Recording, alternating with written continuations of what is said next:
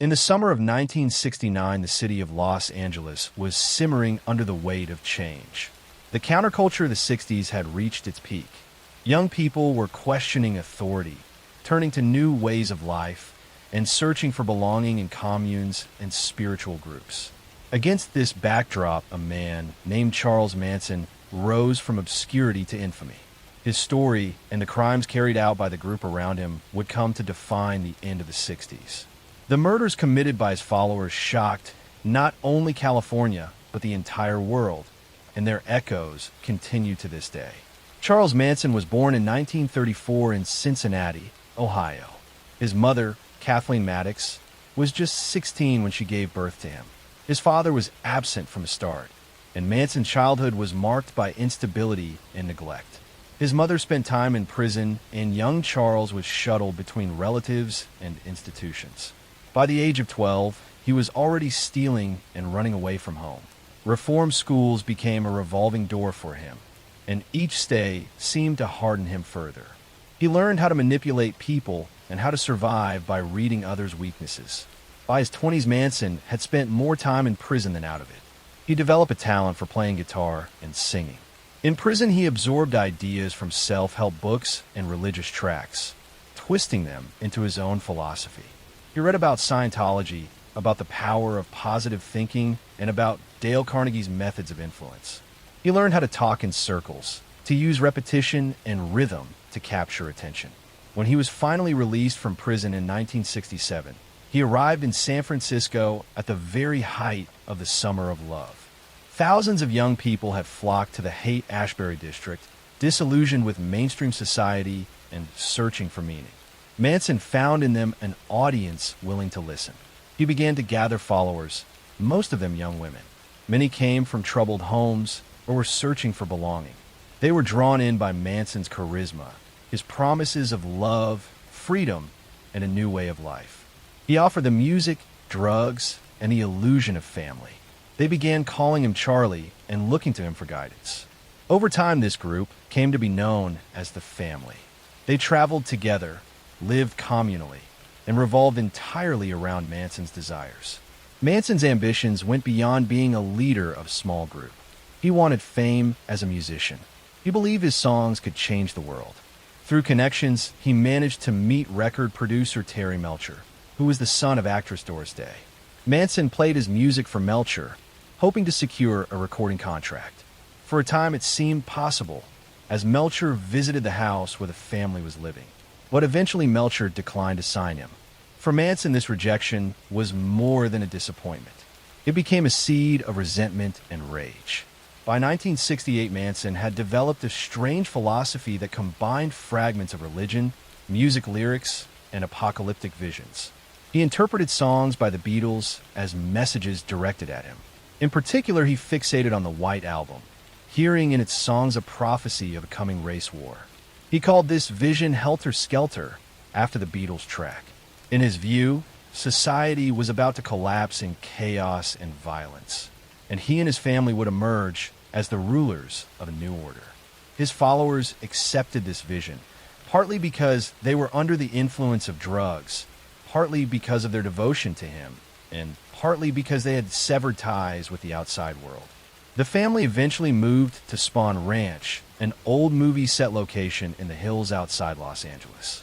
The ranch was owned by George Spahn, an elderly man nearly blind. Manson convinced him to let them stay in exchange for labor and companionship.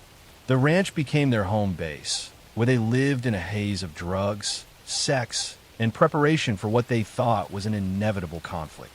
Life there was chaotic, but tightly controlled by Manson.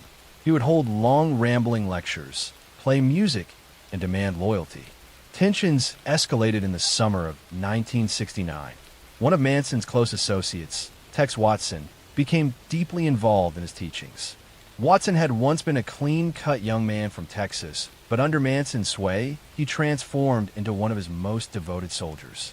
Another member, Susan Atkins, had grown up in a broken home and drifted into drugs and stripping before finding the family. Patricia Krenwinkel was shy and insecure, easily manipulated by Manson. Leslie Van Houten, only 19, joined later and was drawn by promises of love and belonging. Together with others, they became the core of the family who would carry out Manson's dark commands. In July 1969, a musician named Gary Hinman was killed. Manson believed Hinman had cheated members of the family in a drug deal. Several followers, including Bobby Beausoleil, Susan Atkins, and Mary Brunner, went to Hinman's house to confront him. The confrontation turned violent. Hinman was held for days and eventually stabbed to death. On the walls of his home, the killers scrawled words in blood, including the phrase "political piggy." This was meant to make the murder look like the work of revolutionary groups. It was the beginning of the family's violent campaign. A few weeks later, Manson decided to escalate. On the night of August 8th, 1969, he instructed Tex Watson, Susan Atkins, Patricia Krenwinkel, and Linda Kasabian to go to a house in Benedict Canyon. This house had once been rented by Terry Melcher, the producer who had rejected Manson. By that summer, it was occupied by actress Sharon Tate, the wife of director Roman Polanski, who was away in Europe. Sharon Tate was 8.5 months pregnant. She was staying with friends Jay Sebring, Abigail Folger, and Wojciech Frykowski. That night, they became targets not for who they were, but for where they lived. The killers entered the property late at night. What followed was a night of unspeakable violence. Jay Sebring was shot and stabbed. Abigail Folger tried to escape, but was chased down and killed. Wojciech Frykowski fought desperately, but was overpowered. Sharon Tate, pleading for the life of her unborn child, was brutally murdered. Before leaving, the killers wrote the word pig on the front door in blood. The next night, Manson himself joined the group as they set out again. This time their targets were Leno and Rosemary LaBianca, a wealthy couple who lived in Los Feliz. Manson tied them up and then left, ordering his followers to finish the job. The LaBiancas were stabbed dozens of times. Words like "death to pigs" and "helter skelter" were scrawled on the walls. The murders terrified Los Angeles. Wealthy neighborhoods were gripped with fear. Newspapers carried lurid headlines about ritualistic killings and satanic cults. At first, the police struggled to connect the dots. The Tate murders and the LaBianca murders were investigated separately. Rumors swirled, and Hollywood was on edge. It was only later, through the arrest of Susan Atkins on unrelated charges, that the truth began to surface. While in jail, Atkins spoke to fellow inmates and bragged about the murders. Word reached the authorities, who began to piece together the story. Detectives soon realized that a commune at Spawn Ranch was at the center of it all. A raid on the ranch uncovered weapons, stolen cars, and evidence linking members to the crimes. As the investigation tightened, members of the family were arrested. Charles Manson was taken into custody along with Watson, Atkins, Krenwinkel, and Van Houten. The trial that followed became one of the most notorious in American history. The prosecution was led by Vincent Bugliosi, who faced the challenge of proving that Manson himself had orchestrated the murders, even though he had not wielded the knife in most cases. Bugliosi argued that Manson's control over his followers was so complete that his words were as deadly as any weapon. The prosecution presented testimony from family members who had turned against Manson, including Linda Kasabian, who described the nights of the murders in chilling detail. The defense attempted to portray Manson as a scapegoat, and at times the courtroom descended into chaos. Manson carved an X into his forehead, later turning it into a swastika. His followers in the gallery mimicked his gestures, shaved their heads, and chanted in unison. The trial became a media circus, a grim spectacle that mirrored the madness of the crimes themselves. In 1971, Manson and his co-defendants were found guilty. They were sentenced to death. The sentences were later commuted to life in prison after California temporarily abolished the death penalty. Manson spent the rest of his life in prison, continuing to attract attention, interviews, and even admirers. He never expressed remorse. Susan Atkins died in prison in 2009.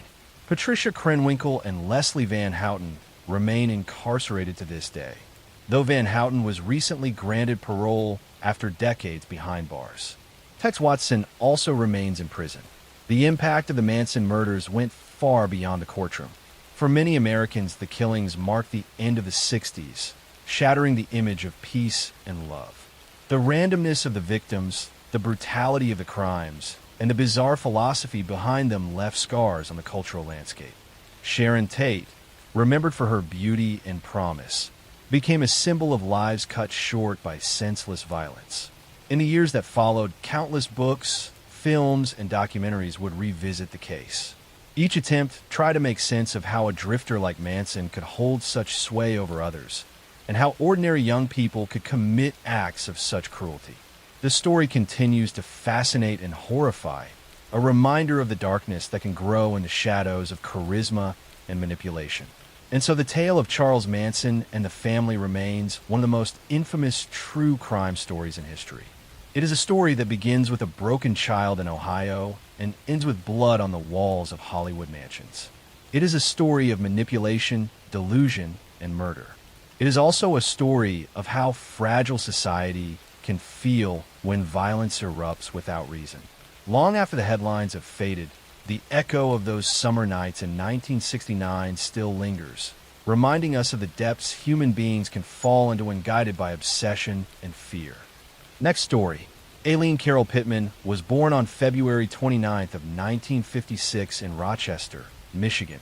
From a moment of her birth, her life was marked by instability and hardship. Her father, Leo Dale Pittman, was a convicted sex offender who was imprisoned at the time of her birth. He later died by suicide in prison. Her mother, Diane Wernos, was only a teenager when Aileen was born. By the time Aileen was 4 years old, her mother abandoned her and her older brother Keith, leaving them to be raised by their maternal grandparents, Lori and Britta Wernos. Life with her grandparents was far from safe or loving. Her grandmother struggled with alcoholism, and her grandfather was a violent man with a heavy hand. Aileen and her brother grew up in an environment where love was scarce and punishment was frequent. By the time she reached her early teens, Aileen was already displaying troubling behaviors. She began drinking, using drugs, and getting into fights. She also began engaging in sexual activity at an early age, often in exchange for cigarettes, food, or money. She was only 11 when she started doing this with boys in the neighborhood, and soon she was ostracized at school and branded with a cruel reputation. At the age of 14, Aileen became pregnant after being raped by a family friend. Her grandfather forced her to give birth in a home for unwed mothers, and the child was immediately put up for adoption. She never saw the baby. Shortly afterward, her grandmother died, and her grandfather kicked her out of the house. By the time she was 15, she was homeless, surviving by hitchhiking, stealing, and engaging in prostitution along highways and truck stops. These years hardened Aileen. She drifted across the country, living on the margins of society. She was arrested several times for disorderly conduct, theft, and sex work. In her 20s, she moved to Florida, where the climate and roadside culture suited her transient lifestyle. She lived mostly out of cheap motels, with little stability, relying on prostitution to survive. In 1976, Aileen married a 69-year-old man named Louis Fell, who was a wealthy yacht club president. The marriage lasted only a matter of weeks before it dissolved in chaos. Aileen was volatile and quick to anger. She fought with Fell and was arrested for assault. The marriage ended quickly, and she returned to her wandering existence. Her brother Keith died of cancer in 1976 as well, leaving her with no close family. She received a small life insurance payout from his death, which she quickly spent. Over the following decade, Aileen was arrested repeatedly for offenses ranging from armed robbery to car theft. Police knew her as a drifter who lived by her wits, scraping by through sex work, scams, and petty crime. She spent short stints in jail, but never stayed long in one place. Her life was a constant cycle of brief highs and crushing lows. By the late 1980s, she was living in Florida full-time, working the highways as a prostitute. It was there she met a woman named Tyria Moore, a hotel maid. The two began a romantic relationship, and Aileen became deeply attached to her. For the first time in her life, she felt she had someone who cared about her. The two moved in together, living in cheap motels and apartments, surviving on Aileen's earnings from prostitution. Aileen was fiercely protective of Tyria and wanted to provide for her, but their life together was built on unstable ground. In late 1989, Eileen's life took a darker turn. She began killing the men who picked her up. Her first known victim was Richard Mallory, a 51-year-old electronics store owner. In November 1989, he picked up Aileen on a highway. Later, she claimed he had raped and beaten her, and that she killed him in self-defense. His body was found in the woods with multiple gunshot wounds. His car was later discovered abandoned. Over the next year, Aileen killed at least 6 more men. They were Charles Carskadden, David Spears, Peter Seams, Troy Burress, Charles Humphreys, and Walter Antonio. Each was shot multiple times with a .22 caliber pistol, and their bodies were dumped in wooded areas along highways. Their cars were stolen and sometimes abandoned or crashed. Aileen and Tyria were often seen driving the vehicles, which drew suspicion. The killings created fear across Florida as police struggled to identify a pattern. At first, the victims seemed unconnected, ranging in age and occupation. But ballistics evidence soon linked them together. Investigators realized a single female prostitute was likely involved. Witnesses reported seeing Aileen and Tyria together near several of the crime scenes. By late 1990, police had identified Aileen Wuornos as a suspect. They launched a manhunt, and in January 1991, Aileen was arrested at a biker bar in Volusia County. Tyria, fearing prosecution, agreed to cooperate with authorities. She called Aileen while wired by police and persuaded her to confess. Aileen admitted to the killings, but insisted they were all in self-defense, that the men had tried to rape or harm her. Her trial began in 1992 for the murder of Richard Mallory. Prosecutors painted her as a cold-blooded serial killer who preyed on men for money and cars. The defense argued that she was a traumatized woman who had been assaulted and was defending herself. But the evidence was overwhelming. Ballistics matched her gun to the murders. Witnesses placed her with the victims' vehicles, and her taped confession revealed contradictions. Aileen was convicted of Mallory's murder and sentenced to death. Over the next year, she was tried and convicted for several of the other murders, receiving 6 death sentences in total.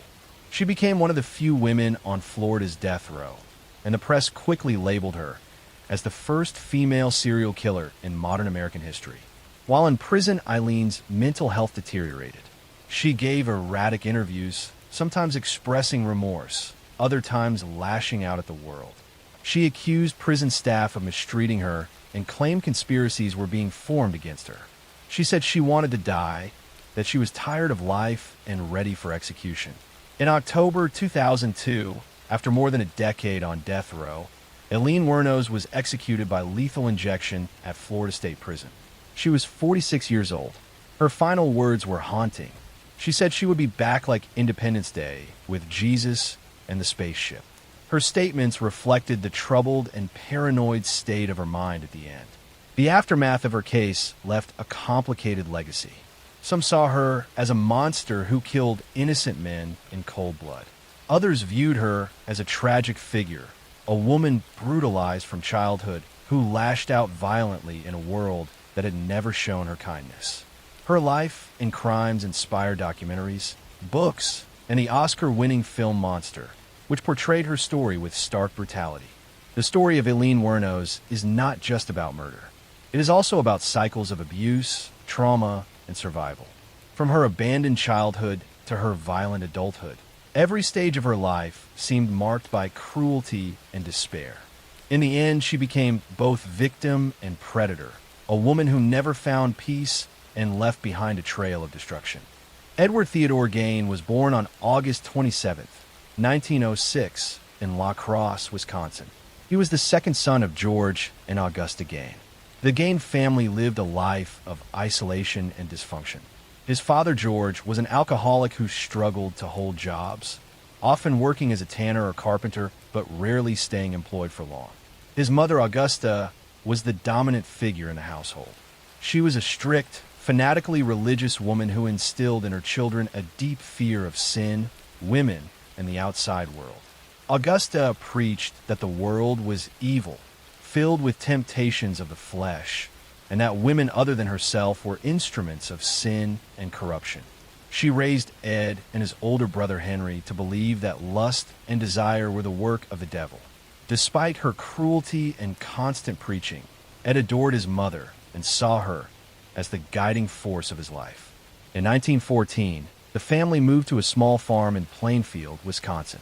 The farm was isolated, away from town, and Augusta liked it that way. She wanted to keep her boys away from the corrupting influence of the outside world. Ed grew up with little social interaction. He attended school, but was shy, withdrawn, and often the target of bullies. He had a peculiar manner of speaking and an unusual laugh, which made him stand out. His teachers noted that while he was quiet, he did fairly well academically, especially in reading. At home, Ed spent most of his time doing chores and listening to his mother's endless sermons. She read to him from the Bible, often focusing on passages about death, divine punishment, and the wickedness of women. This upbringing shaped Ed's worldview, blurring the lines between morality, sin, and obsession. As Ed grew into adolescence, his attachment to his mother deepened. He had almost no friends and no romantic relationships. He spent time reading pulp magazines about death, cannibals, and Nazi medical experiments. The grotesque fascinated him, and he began developing an unhealthy curiosity about the human body. In 1940, when Ed was 34, his father George died from heart failure, leaving Ed and Henry under the control of Augusta. The brothers worked odd jobs around town, often doing handyman tasks and farm work. Both were known as reliable workers, though Ed's strange mannerisms made him stand out.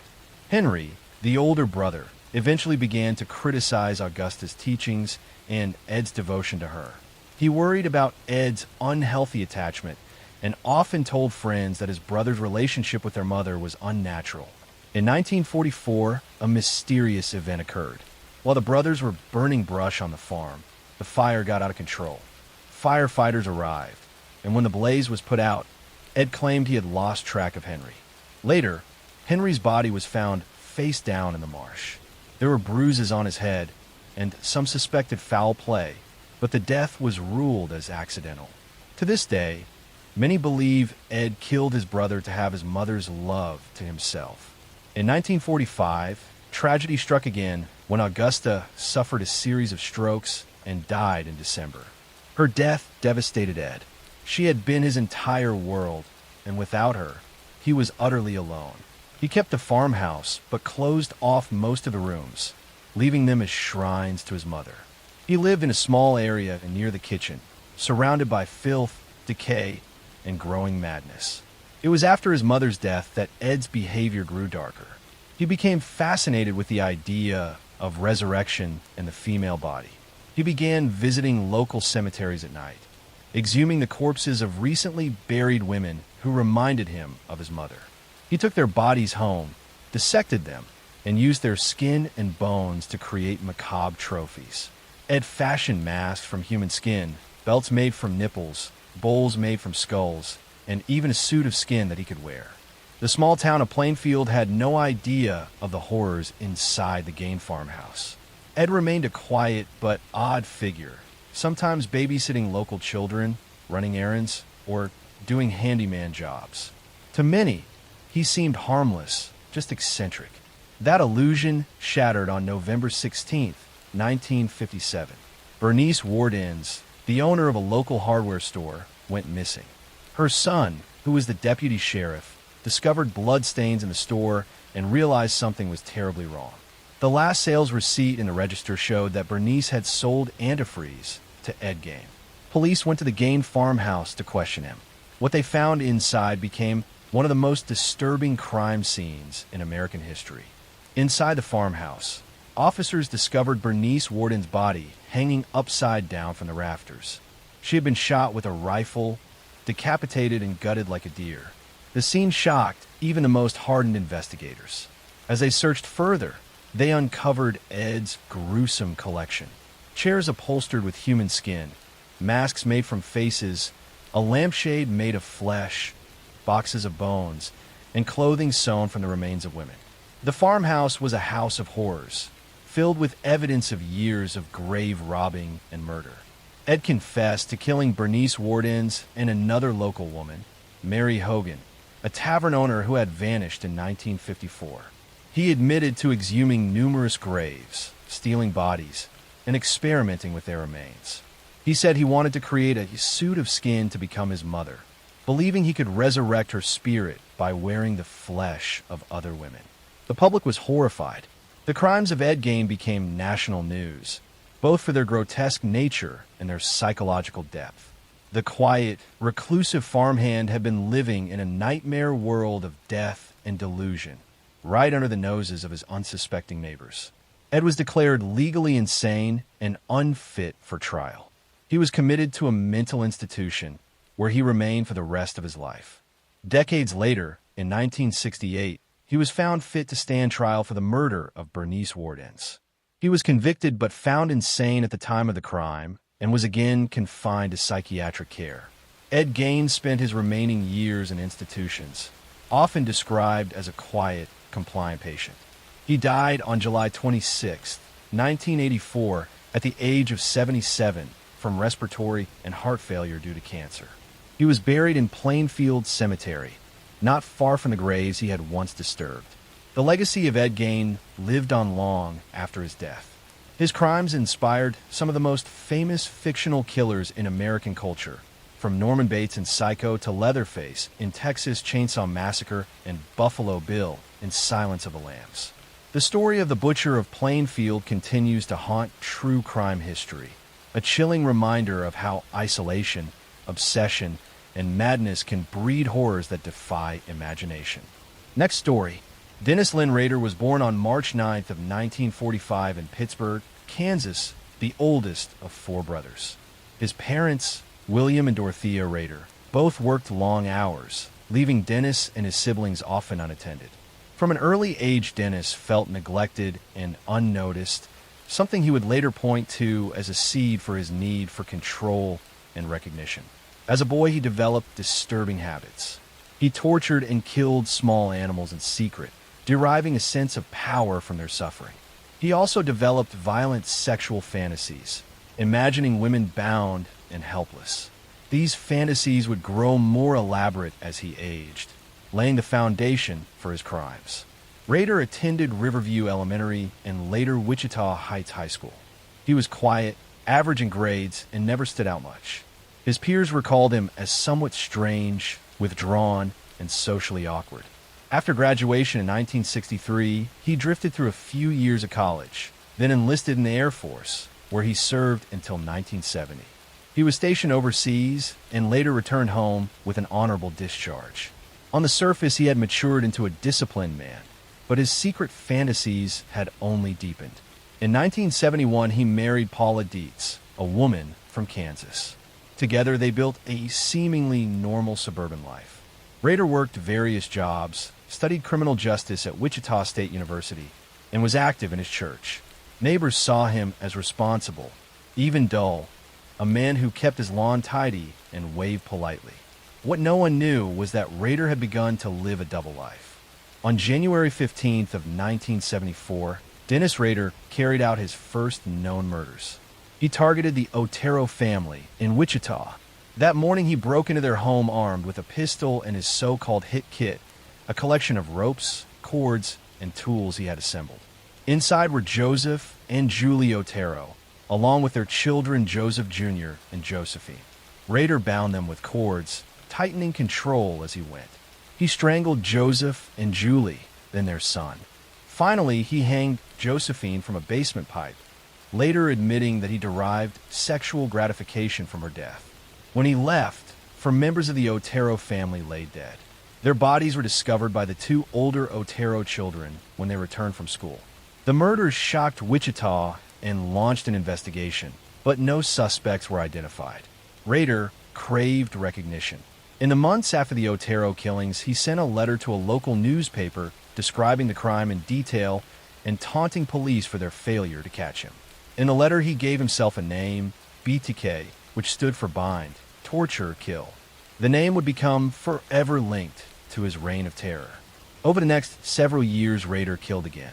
In April of 1974, he murdered Catherine Bright, a young woman he had followed.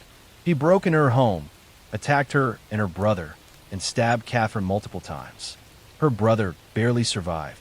In 1977, he killed Shirley Vian, a mother of three, after breaking into her home while her children were present.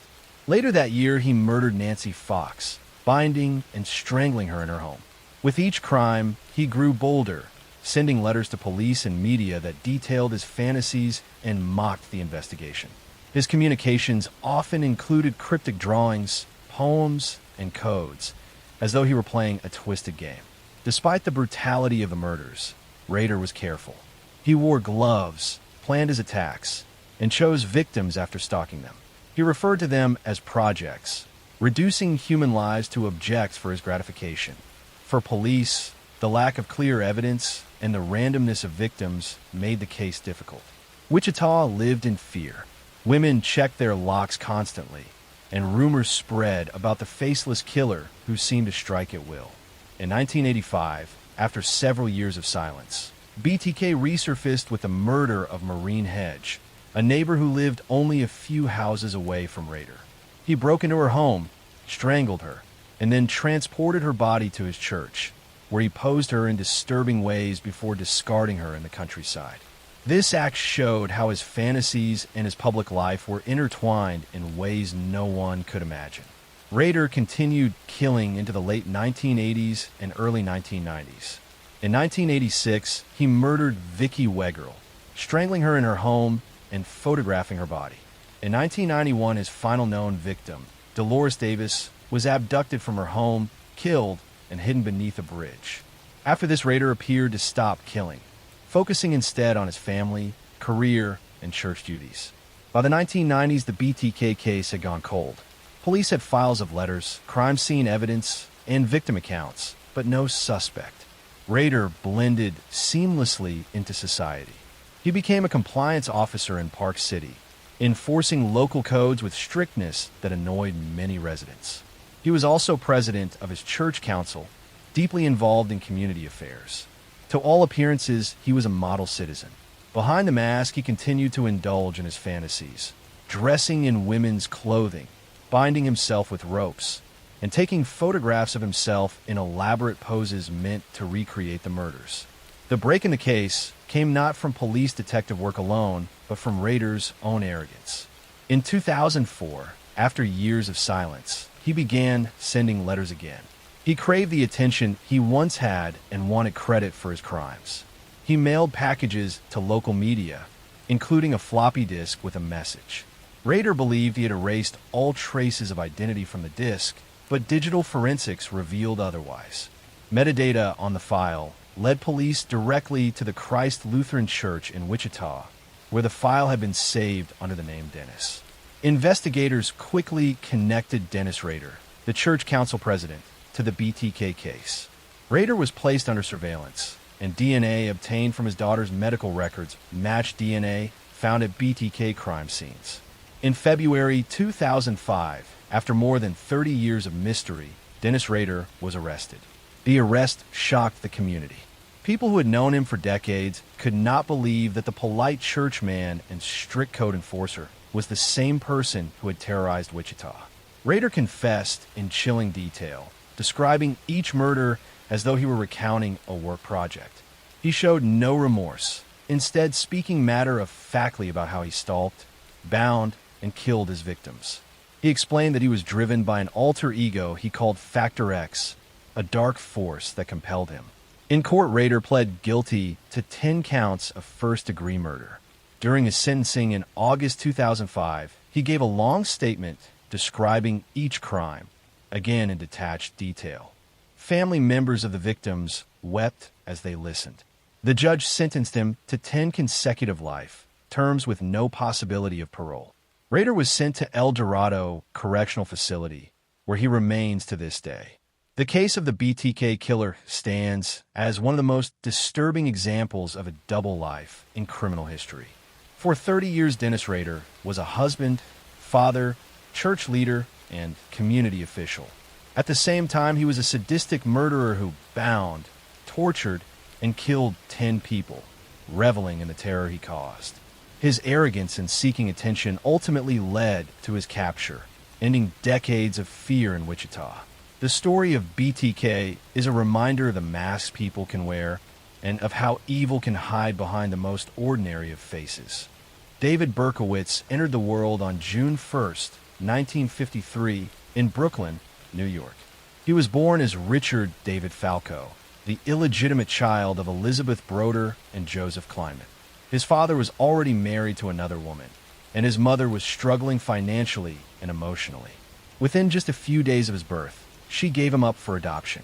The infant boy was taken in by Nathan and Pearl Berkowitz, a middle-class Jewish couple who lived in the Bronx. They renamed him David Richard Berkowitz. For the first years of his life, it seemed like he would grow up in a stable home. His adoptive parents doted on him, but inside, David carried feelings of abandonment that would never go away. Growing up, David was restless and troubled. He had difficulty concentrating in school, often lashed out at other children, and developed an early fascination with destruction. One of the first signs of his darker impulses was his obsession with fire. Even as a child, he was caught setting small fires in trash cans and vacant lots. The thrill of watching flames spread gave him a sense of power and control. As he grew older, this obsession escalated. Investigators later discovered that during his adolescence, he may have set more than 1,000 separate fires across New York City, meticulously documenting them in notebooks.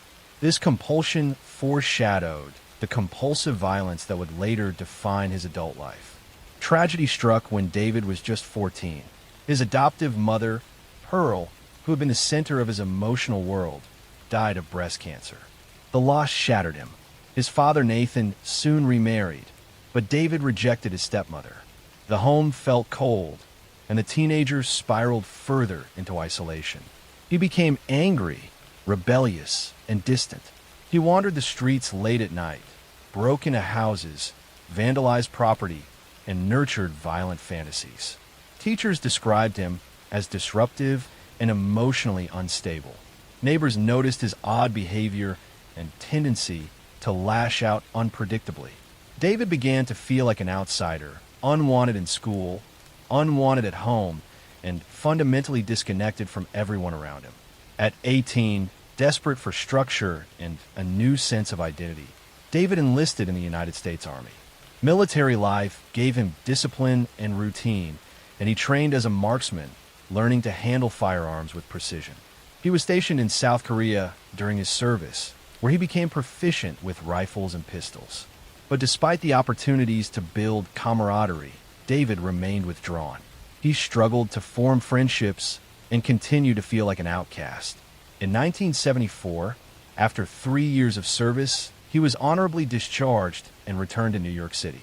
Back in civilian life, David worked a series of low-paying jobs, including security guard positions and later as a postal worker.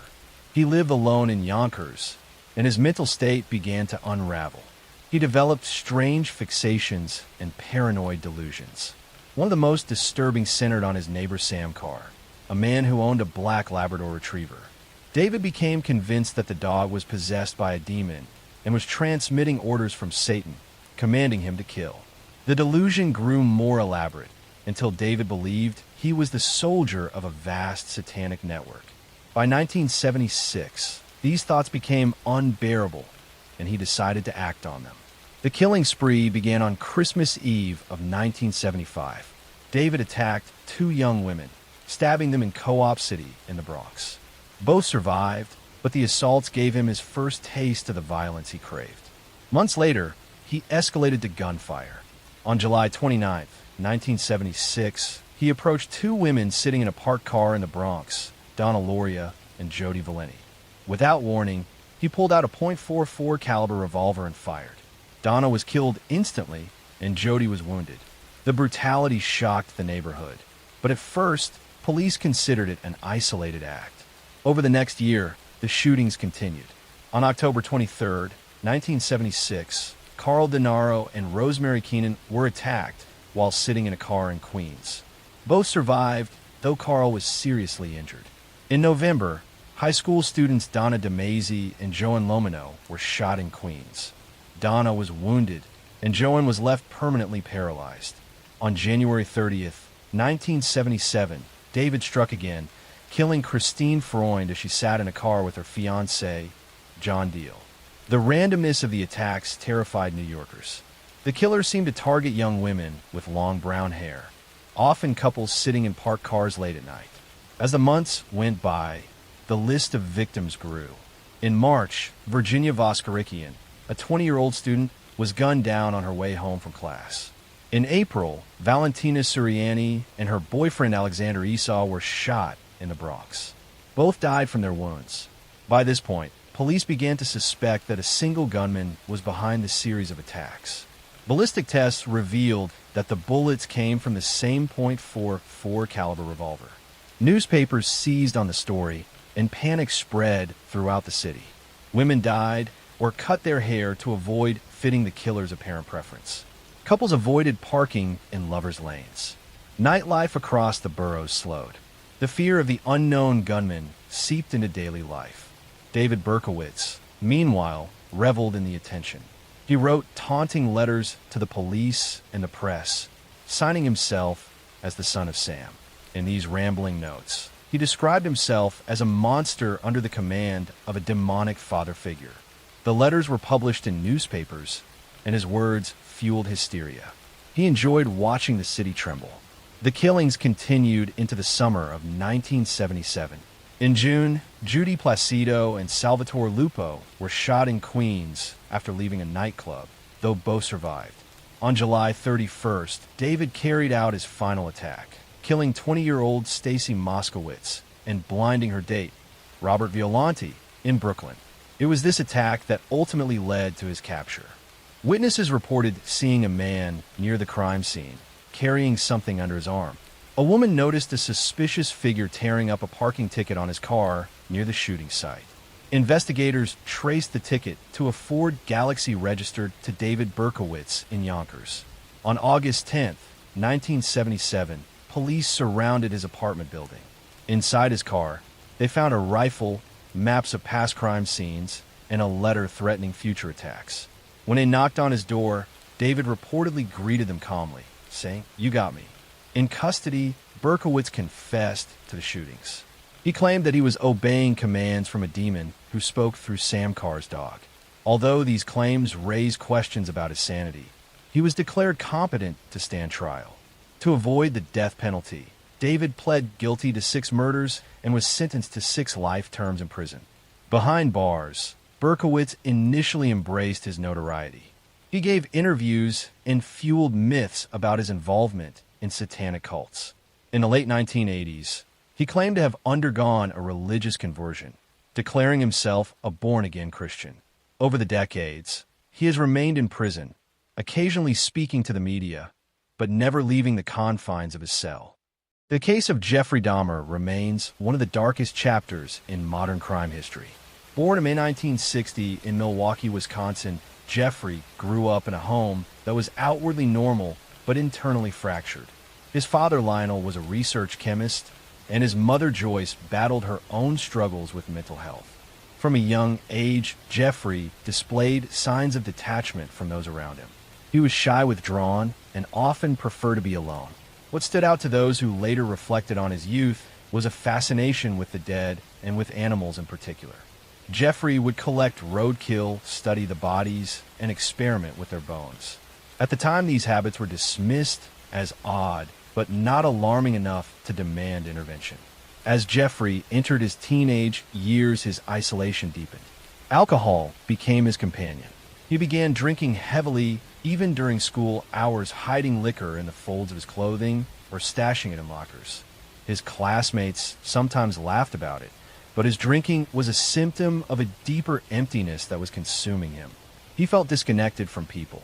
At the same time, Jeffrey was beginning to struggle with his own sexual identity, and he later admitted that his urges were mixed with fantasies of control and domination. The pivotal moment that marked his first descent into murder came in June 1978, shortly after his high school graduation. His parents had separated, and Jeffrey was left alone in the family home. One evening, he picked up a hitchhiker named Stephen Hicks. Stephen was a young man heading to a rock concert. and he accepted Jeffrey's invitation to stop at the house for some drinks. At first, the atmosphere was friendly, but as the night wore on, Jeffrey realized that Stephen wanted to leave. Panic and desperation filled him because Jeffrey did not want to be alone again. He struck Stephen with a dumbbell and strangled him. This was the first murder. Afterward, Jeffrey dismembered the body and disposed of it in the woods behind the house. This act haunted him, but it also awakened something inside him that he would later admit he could not control. In the years that followed, Jeffrey tried to appear normal. He briefly attended Ohio State University, but dropped out after only a few months. His drinking worsened, and his father forced him to enlist in the Army in 1979. Jeffrey trained as a medic in Germany. While stationed overseas, he continued to drink excessively. Some later reports suggested that he may have assaulted fellow soldiers, though these cases were never pursued in detail at the time. By 1981, he was discharged for his inability to function. With no stable direction, Jeffrey drifted between relatives and odd jobs. By the late 1980s, his impulses returned stronger. Living in Milwaukee in a small apartment, Jeffrey began frequenting gay bars and bathhouses. At first, he sought companionship, but his fear of abandonment twisted these encounters. He started drugging men to keep them unconscious during their encounters. Eventually, this progressed into murder once again. In 1987, he killed Stephen Twomey in a hotel room after a night of drinking. Jeffrey later claimed he awoke to find Stephen dead without memory of killing him, but this pattern of blackout, followed by violence, would repeat.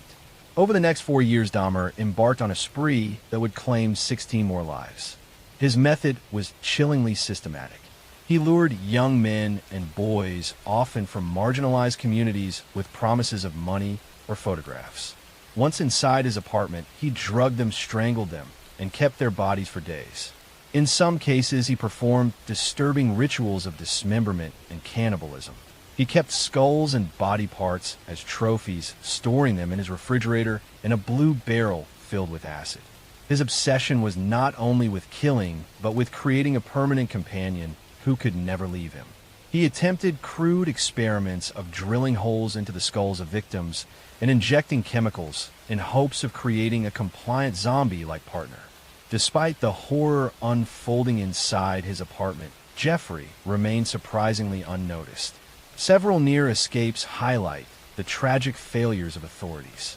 One of the most striking occurred in May 1991 when a 14-year-old boy named Konarak, sent the sum phone, managed to flee Jeffrey's apartment drugged and bleeding. Neighbors called police when they saw the boy wandering incoherently. Officers arrived, but Jeffrey convinced them that Konarak was his adult lover and that it was a private matter. The police accepted this explanation and left the boy in Jeffrey's custody.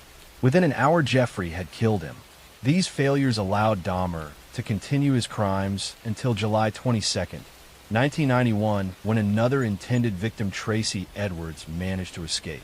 Edwards was lured to the apartment, but once inside, he noticed the smell and saw the strange surroundings. Jeffrey attempted to handcuff him, but Edwards fought back and fled through the door. He stopped police officers on patrol and led them back to the apartment. When police entered, they discovered photographs of dismembered bodies, and soon after, the full extent of Jeffrey's actions was revealed.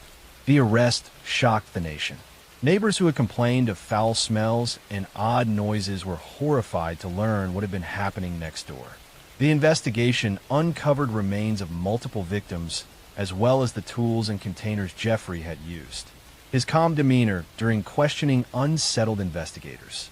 He openly admitted to the murders, describing his rituals in clinical detail. For the families of the victims, the revelations were devastating. Many of them were already living in difficult social and economic circumstances and now had to endure the public exposure of their loved ones' deaths.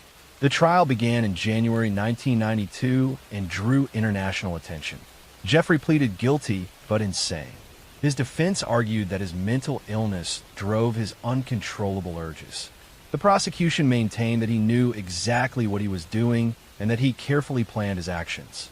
After weeks of testimony, including graphic evidence, the jury found him guilty on 15 counts of murder. He was sentenced to 15 consecutive life terms totaling nearly 1,000 years in prison. Prison did not bring peace. Jeffrey initially lived quietly behind bars, reading the Bible and speaking to chaplains. Yet other inmates viewed him with contempt. He sometimes mocked guards and prisoners by shaping his food into body parts, as if to relive his crimes. On November 28, 1994, Dahmer was attacked by a fellow inmate, Christopher Scarver. Scarver beat him to death in the prison bathroom. For many families, this ending felt like a final chapter, though it could never erase the pain.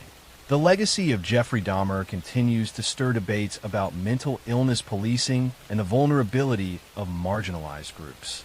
His crimes revealed systemic failures in law enforcement, who dismissed the concerns of neighbors and ignored the pleas of victims. It showed how predators can hide in plain sight, while institutions fail to protect those most at risk. Documentaries and books continue to analyze the case, but beyond the sensationalism lies the human cost. 17 lives were lost, each with families who still mourn. Story 2. Ted Bundy remains a name etched into the darkest pages of criminal history. Born in November 1946 in Burlington, Vermont, Theodore Robert Bundy grew up in an environment of secrets. His mother, Eleanor, raised him with the support of her strict parents. For a time, Ted believed his grandparents were his parents and his mother was his sister. The truth of his parentage remained confusing, and he grew up with an undercurrent of instability. Despite this, outwardly, he appeared intelligent, polite, and even charming. As a young boy, Bundy displayed early signs of detachment and fascination with control. Neighbors recalled that he sometimes placed knives around his aunt as she slept. He also developed a habit of peeping into windows and stealing items from homes. Still, these warning signs went largely unnoticed. He was a good student and seemed socially adept. Teachers saw him as quiet and well-mannered. In the 1960s, Bundy attended the University of Washington in Seattle. There he studied psychology and became politically active, volunteering for campaigns and working a crisis hotline. Colleagues at the hotline would later recall his calm voice and apparent empathy for callers in distress. Nobody suspected that he was already harboring violent fantasies. Bundy's murders began in the early 1970s, though it is believed he may have killed earlier. He targeted young women, often students who resembled a former girlfriend he felt deeply rejected by. He would approach them in public places pretending to be injured or in need of help. Sometimes he wore a sling or used crutches. When kind strangers offered assistance, he would lead them to a secluded area and attack. His earliest confirmed victims were in Washington state. In 1974, a series of disappearances began to alarm police. Women vanished from college campuses, leaving little trace. One of the first was Linda, an Healy, a student at the University of Washington, who disappeared from her home in January 1974. That summer, 2 women, Janice Ott and Denise Naslund, disappeared on the same day from Lake Sammamish State Park. Witnesses described a handsome man with a cast on his arm asking women to help him load a sailboat. He introduced himself as Ted. This was one of the first times investigators had a name. Bundy's ability to charm and deceive allowed him to evade suspicion. He continued his studies, even attending law school. Outwardly, he dated women, maintained friendships, and volunteered in politics. Yet beneath this mask, his killings escalated. He abducted, raped, and murdered women across multiple states, including Washington, Oregon, Utah, and Colorado. His method was consistent. He lured victims, often at night, assaulted them, and killed them usually by strangulation or bludgeoning. He sometimes revisited the bodies, leaving them in remote wooded areas, and in some cases committing acts of necrophilia. By 1975, Bundy had moved to Utah, and killings began there as well. Local investigators grew alarmed at the pattern. He was eventually arrested that year after police found burglary tools in his car, which also contained suspicious items like handcuffs and a ski mask. At the time, this evidence was not enough for a murder charge, but it marked the beginning of his downfall. Bundy managed to escape custody multiple times, which only added to his infamy. In 1977, while held in Colorado, he leapt from a courthouse library window and fled. He was recaptured, but later that year, he escaped again from his jail cell by squeezing through a hole in the ceiling. He made his way across the country to Florida. In Florida, Bundy unleashed his most brutal attacks. In January 1978, he entered the Chi Omega sorority house at Florida State University. In the early hours of the morning, he attacked 4 women in their rooms, killing 2 of them, Lisa Levy and Margaret Bowman, and severely injuring the others. Only weeks later, he abducted and murdered a 12-year-old girl named Kimberly Leach. These crimes shocked the nation and ended any illusion that Bundy was a man who could restrain himself. His capture came soon after. In February 1978, he was pulled over by police in Pensacola driving a stolen car. Once identified, his face was splashed across newspapers nationwide. The trial that followed was the first to be televised, and millions watched as Bundy attempted to defend himself in court. He cross-examined witnesses and played the role of his own lawyer. His charm and arrogance fascinated the media, but the evidence against him was overwhelming. Bite mark analysis tied him to the Chi Omega murders, and witnesses placed him near the scenes. In 1979, Bundy was convicted and sentenced to death. Additional trials followed for the murder of Kimberly Leach, and he received another death sentence. Over the next decade, he lived on death row in Florida, appealing his case and granting interviews. During this time, he confessed to more than 30 murders, though investigators believe the true number may be higher, possibly over 100. Bundy described in chilling detail how he selected and killed his victims. In January 1989, his appeals ran out, and he was executed in the electric chair at Florida State Prison. Outside, the prison crowds gathered, chanting and celebrating the end of his life. For many families, the execution closed a painful chapter, though the scars of loss remained. The legacy of Ted Bundy endures because his crimes revealed how easily appearances can deceive. He was educated, articulate, and outwardly normal, yet beneath that facade lay a predator driven by compulsion. His case led to greater awareness of a need for coordinated police work across states, since Bundy moved freely between jurisdictions.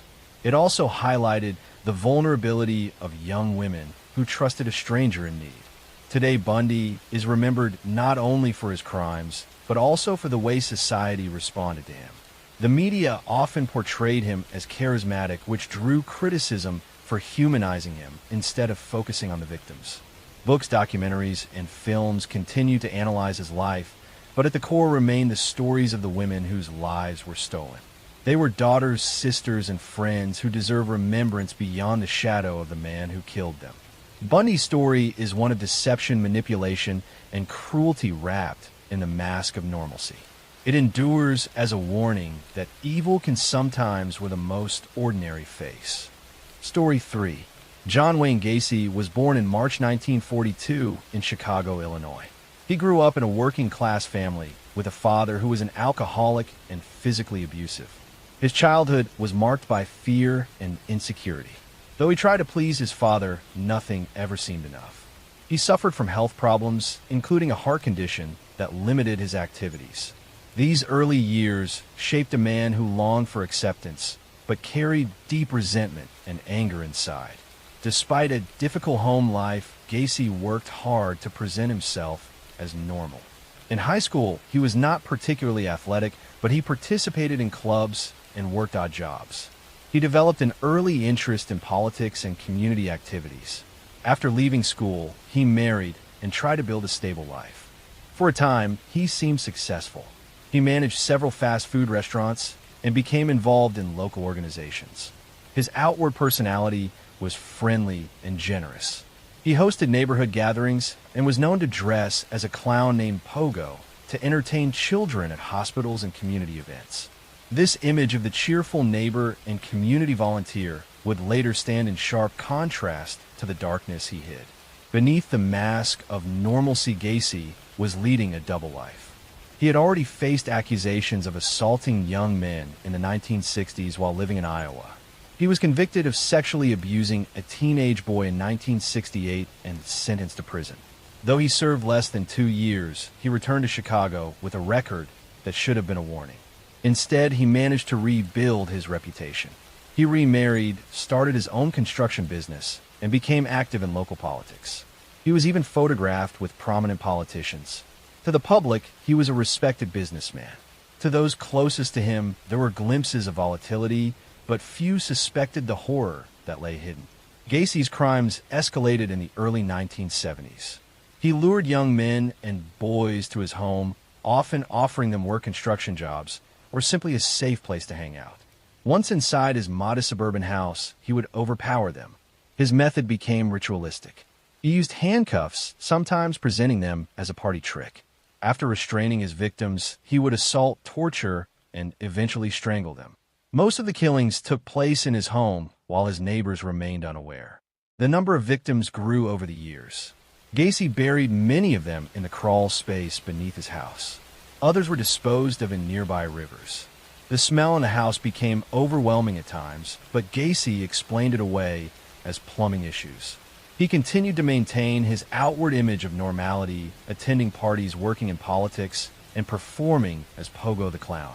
The juxtaposition between his community role and his secret life made the eventual revelation all the more shocking. In 1978, his crimes began to unravel. That December, a teenage boy named Robert Pius disappeared after telling friends he was going to meet a contractor about a job. The contractor was John Wayne Gacy. When police began investigating, they quickly connected Gacy to other missing young men. They obtained a search warrant and entered his house. Inside, they found items that belonged to several missing victims. The stench from the crawl space raised immediate suspicions. A second search warrant allowed police to dig beneath the house. What they uncovered was a nightmare. Body after body was exhumed from the crawl space. In total, 29 victims were buried there, with additional remains found in rivers nearby. Many of the victims were teenagers or young men who had simply vanished without explanation. For families who had searched desperately for answers, the discovery was devastating. Gacy was arrested and interrogated. His demeanor shocked investigators. He confessed calmly to more than 30 murders, describing his methods in chilling detail. He admitted that he had sometimes killed 2 victims in a single night. He spoke of the killings as though they were routine parts of his life. His lack of remorse and the sheer scale of his crimes stunned even seasoned detectives. The trial of John Wayne Gacy began in 1980. It attracted enormous attention. Prosecutors laid out the evidence of his double life and the brutality of his murders. The defense attempted to argue insanity, but the jury was unconvinced. The calculated nature of his crimes and his ability to maintain a normal outward life demonstrated that he understood his actions. After only a short deliberation, the jury found him guilty on 33 counts of murder. It was one of the largest conviction totals for a single person in American history at the time. Gacy was sentenced to death. He spent 14 years on death row at Menard Correctional Center in Illinois. During this time, he painted hundreds of portraits, many of them depicting clowns. These paintings were sometimes sold at auctions, sparking controversy. Gacy gave interviews in which he denied responsibility despite his earlier confessions. He claimed he was the victim of a conspiracy. His shifting stories only added to his notoriety. On May 10th, 1994, John Wayne Gacy was executed by lethal injection. Outside, the prison crowds gathered in celebration. For many families, the execution brought some closure, though nothing could restore the lives that were lost. The sheer scale of his crimes left a permanent scar on the communities he had haunted. The case of John Wayne Gacy continues to resonate because of the contrast between his public and private lives. He was the friendly neighbor, the businessman, the clown who entertained children, yet behind closed doors, he was a predator who murdered more than 30 young men. His ability to hide in plain sight exposed flaws in the system and highlighted how vulnerable runaway teens and young workers were in the 1970s. The legacy of Gacy is one of horror and deception.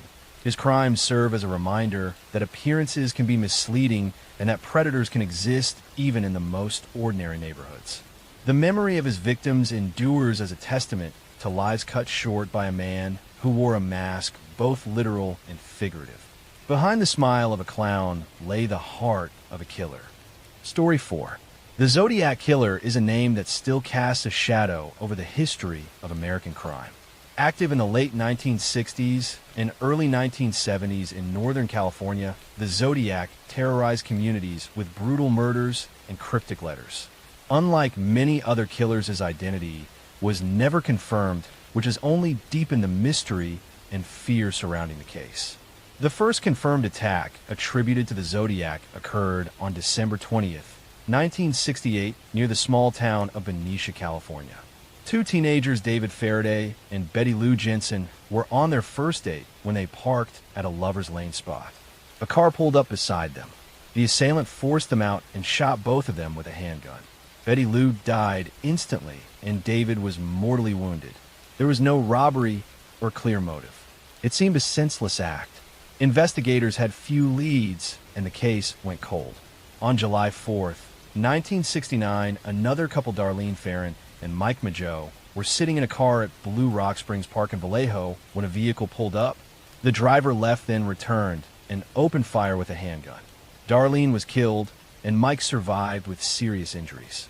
Just over an hour later, a man called the Vallejo police station claiming responsibility not only for this attack, but also for the previous one on David and Betty Lou. The caller provided details that had not been released publicly. It was the first direct communication from the man who would call himself the Zodiac. Weeks later, newspapers received letters written by the killer.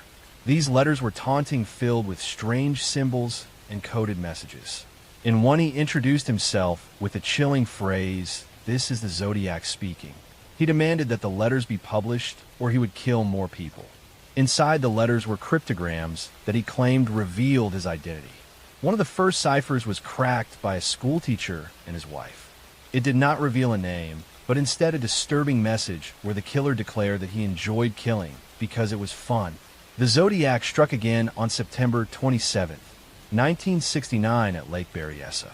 Brian Hartnell and Cecilia Shepard were relaxing by the water when a man approached wearing a hood with a crosshair symbol on the chest.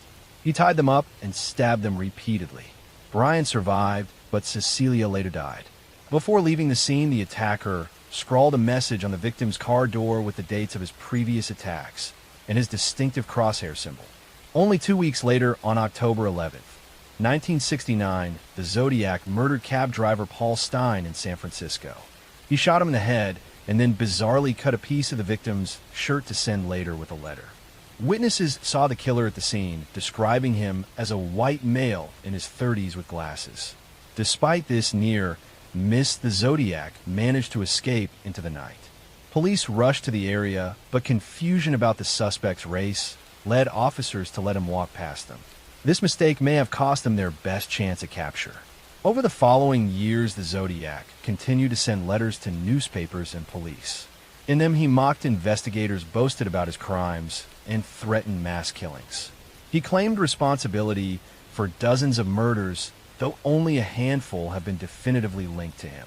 The letters often included ciphers, some of which remain unsolved to this day. His messages revealed a man who craved attention and control more than anything. He wanted to be feared and to prove that he was smarter than the authorities. The investigation into the Zodiac was massive. Police departments across multiple counties worked together, but cooperation was strained at times. Thousands of tips poured in, and hundreds of suspects were investigated. The most famous suspect was Arthur Lee Allen, a convicted child molester who lived in Vallejo and matched some descriptions. He was interviewed multiple times and even named in a search warrant. Circumstantial evidence pointed toward him, but definitive proof never surfaced. DNA analysis years later did not match him, though doubts and debates remain. As time passed, the Zodiac's letters grew less frequent. His last confirmed correspondence was in 1974. After that, the trail went cold. Some believe he died or was imprisoned for another crime. Others think he simply stopped writing and continued living quietly under a false identity. The lack of closure left victims, families, and investigators frustrated. In the decades since the killings, the Zodiac has become part of American folklore. Books, documentaries, and films have kept the story alive. Amateur sleuths have dedicated their lives to decoding his ciphers and piecing together clues. In 2020, a team of codebreakers finally solved one of his unsolved ciphers sent in 1969. The message contained more taunts, but again, no name. This reinforced the idea that the Zodiac never intended to reveal his identity. His goal was to manipulate the public and instill fear. The impact of the Zodiac case was profound. It highlighted the challenges of interagency cooperation in the pre-digital era when communication between counties was slow. It showed how media attention could both aid and hinder investigations. The constant publication of his letters gave him the spotlight he desired, but also kept the public informed. To this day, the identity of the Zodiac remains unproven. DNA analysis offers some hope, but the evidence is limited and degraded by time. Theories abound, ranging from known suspects like Arthur Lee Allen to more obscure figures. Every few years, a new claim emerges about his identity, but none have been confirmed. The story of the Zodiac Killer endures because it combines brutal violence with mystery. Unlike other serial killers who were eventually caught, and exposed, the Zodiac remains a ghost figure lurking in the shadows of history. His victims were ordinary people, young couples enjoying evenings by the water, or a cab driver working late at night. Their lives were cut short by a man who wanted to be remembered for terror rather than for who he was. Today, more than 50 years later, the case continues to fascinate because it is unfinished. The unanswered questions leave space for endless speculation. The Zodiac's cryptic symbols remain as haunting reminders of a killer who manipulated fear with both weapons and words. His legacy is not only in the murders he committed, but in the way he exploited mystery itself, turning crime into a dark puzzle that is yet to be solved. Story 5. Richard Ramirez was born in February 1960 in El Paso, Texas. His childhood was marked by instability and violence. His father was strict and often abusive. His mother worked in a factory where exposure to chemicals may have affected her health. Richard grew up surrounded by poverty and dysfunction. From a young age, he was influenced by his older cousin Miguel, who had returned from serving in Vietnam. Miguel boasted about brutal acts he had committed during the war and even showed Richard disturbing photographs of women he claimed to have assaulted. At only 12 years old, Richard witnessed Miguel murder his own wife during a domestic argument. These traumatic experiences left deep scars on the boy, who was already vulnerable. Richard began experimenting with drugs as a teenager, turning to marijuana and later LSD. He also developed a fascination with Satanism and dark rituals. He struggled in school and dropped out early. His petty crimes soon escalated into burglaries. By his early 20s, he had moved to California, drifting through Los Angeles and San Francisco, surviving on theft and immersing himself in a lifestyle of addiction and violence. His descent into murder began in 1984. That June, a 79-year-old woman named Jenny Vincow was found dead in her apartment in Los Angeles. She had been stabbed, and her body showed signs of mutilation. Police had no suspect at the time, but years later this crime was linked to Richard Ramirez. It marked the start of his killing spree. By 1985, the murders escalated dramatically. Ramirez gained the nickname the Night Stalker because he attacked in the middle of the night. He targeted homes across Southern California, breaking in while victims slept. His methods were unpredictable. Sometimes he used a gun, other times a knife or blunt objects. He killed men and women of all ages. He assaulted women and sometimes children. He left satanic symbols at crime scenes and forced victims to swear their loyalty to the devil. The randomness of his attacks created widespread fear because nobody knew who might be next. In March 1985, he attacked Maria Hernandez in her home in Rosemead. She survived by raising her hands and deflecting a bullet. Minutes later, he killed another woman, Tsai, leaving you outside her car nearby. That same evening, he killed a third woman in her apartment. These rapid attacks terrified the city. Newspapers began covering the Night Stalker daily. Over the next months, Ramirez continued his spree. He invaded homes across Los Angeles and beyond, often leaving survivors who could describe his appearance. He was tall, thin, with rotting teeth and a foul odor that witnesses never forgot. His brutality shocked even seasoned detectives. In some cases, he forced couples to witness each other's assaults before killing one or both. He showed no consistent pattern except his desire to terrorize. The police struggled to catch him. At first, the crime seemed unrelated because of the varying weapons and methods. But soon detectives connected the attacks by shoe prints left behind. A distinct sneaker pattern linked multiple scenes. The media reported on this detail, which angered investigators because Ramirez could have changed his shoes to avoid detection. Still, the clue remained vital. By the summer of 1985, his crimes reached a peak. He attacked in San Francisco, killing Peter and Barbara Pan in their home. The mayor of San Francisco publicly revealed that the killer used a .22 caliber handgun. Ramirez read the papers constantly and adjusted his tactics to confuse police. But mistakes piled up. Survivors gave detailed descriptions, and eventually a fingerprint was lifted from a stolen car he abandoned. Police matched it to Richard Ramirez, who already had a record for theft and drug charges. On August 31st, 1985, Ramirez was finally captured, but not by police at first. His photograph had been released to the public, and when he attempted to steal a car in East Los Angeles, he was recognized. Neighbors chased him through the streets and cornered him. The crowd beat him until police arrived to take him into custody. The capture brought relief to a city that had been living in fear for months. The trial of Richard Ramirez became one of the most notorious in American history. It began in 1989 and lasted over a year. The courtroom was often filled with reporters and curious spectators. Ramirez seemed to revel in the attention. He flashed satanic hand signs and shouted "Hail Satan" during proceedings. His gaunt appearance, dark eyes, and defiant attitude made him a figure of morbid fascination. Despite his behavior, the evidence was overwhelming. Survivors testified in detail. Forensic evidence, including fingerprints and ballistic matches, tied him to multiple murders. In September 1989, Ramirez was convicted of 13 murders, as well as numerous counts of assault, burglary, and attempted murder. He was sentenced to death and sent to San Quentin prison. Outside the courthouse, crowds cheered the verdict. Families of victims wept both in grief and in relief that justice had been served.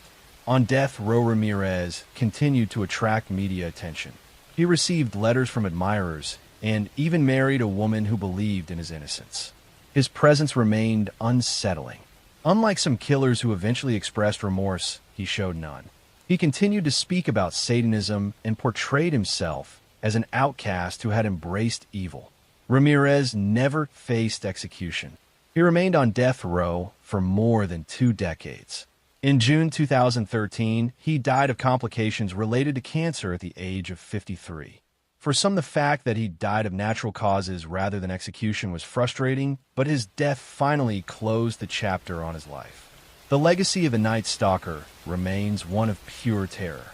His crimes were random, cruel, and driven not by need, but by a desire to spread fear. Unlike killers who targeted specific types of victims, Ramirez attacked anyone he encountered. This unpredictability magnified the panic in California communities. People began locking doors, installing new security systems, and staying awake at night terrified that he might strike. His story highlights the vulnerability of ordinary homes and the way one man can paralyze entire cities. The survivors of his attacks continue to carry the memories of those nights. The families of the dead live with the loss of loved ones whose lives were cut short in acts of senseless brutality.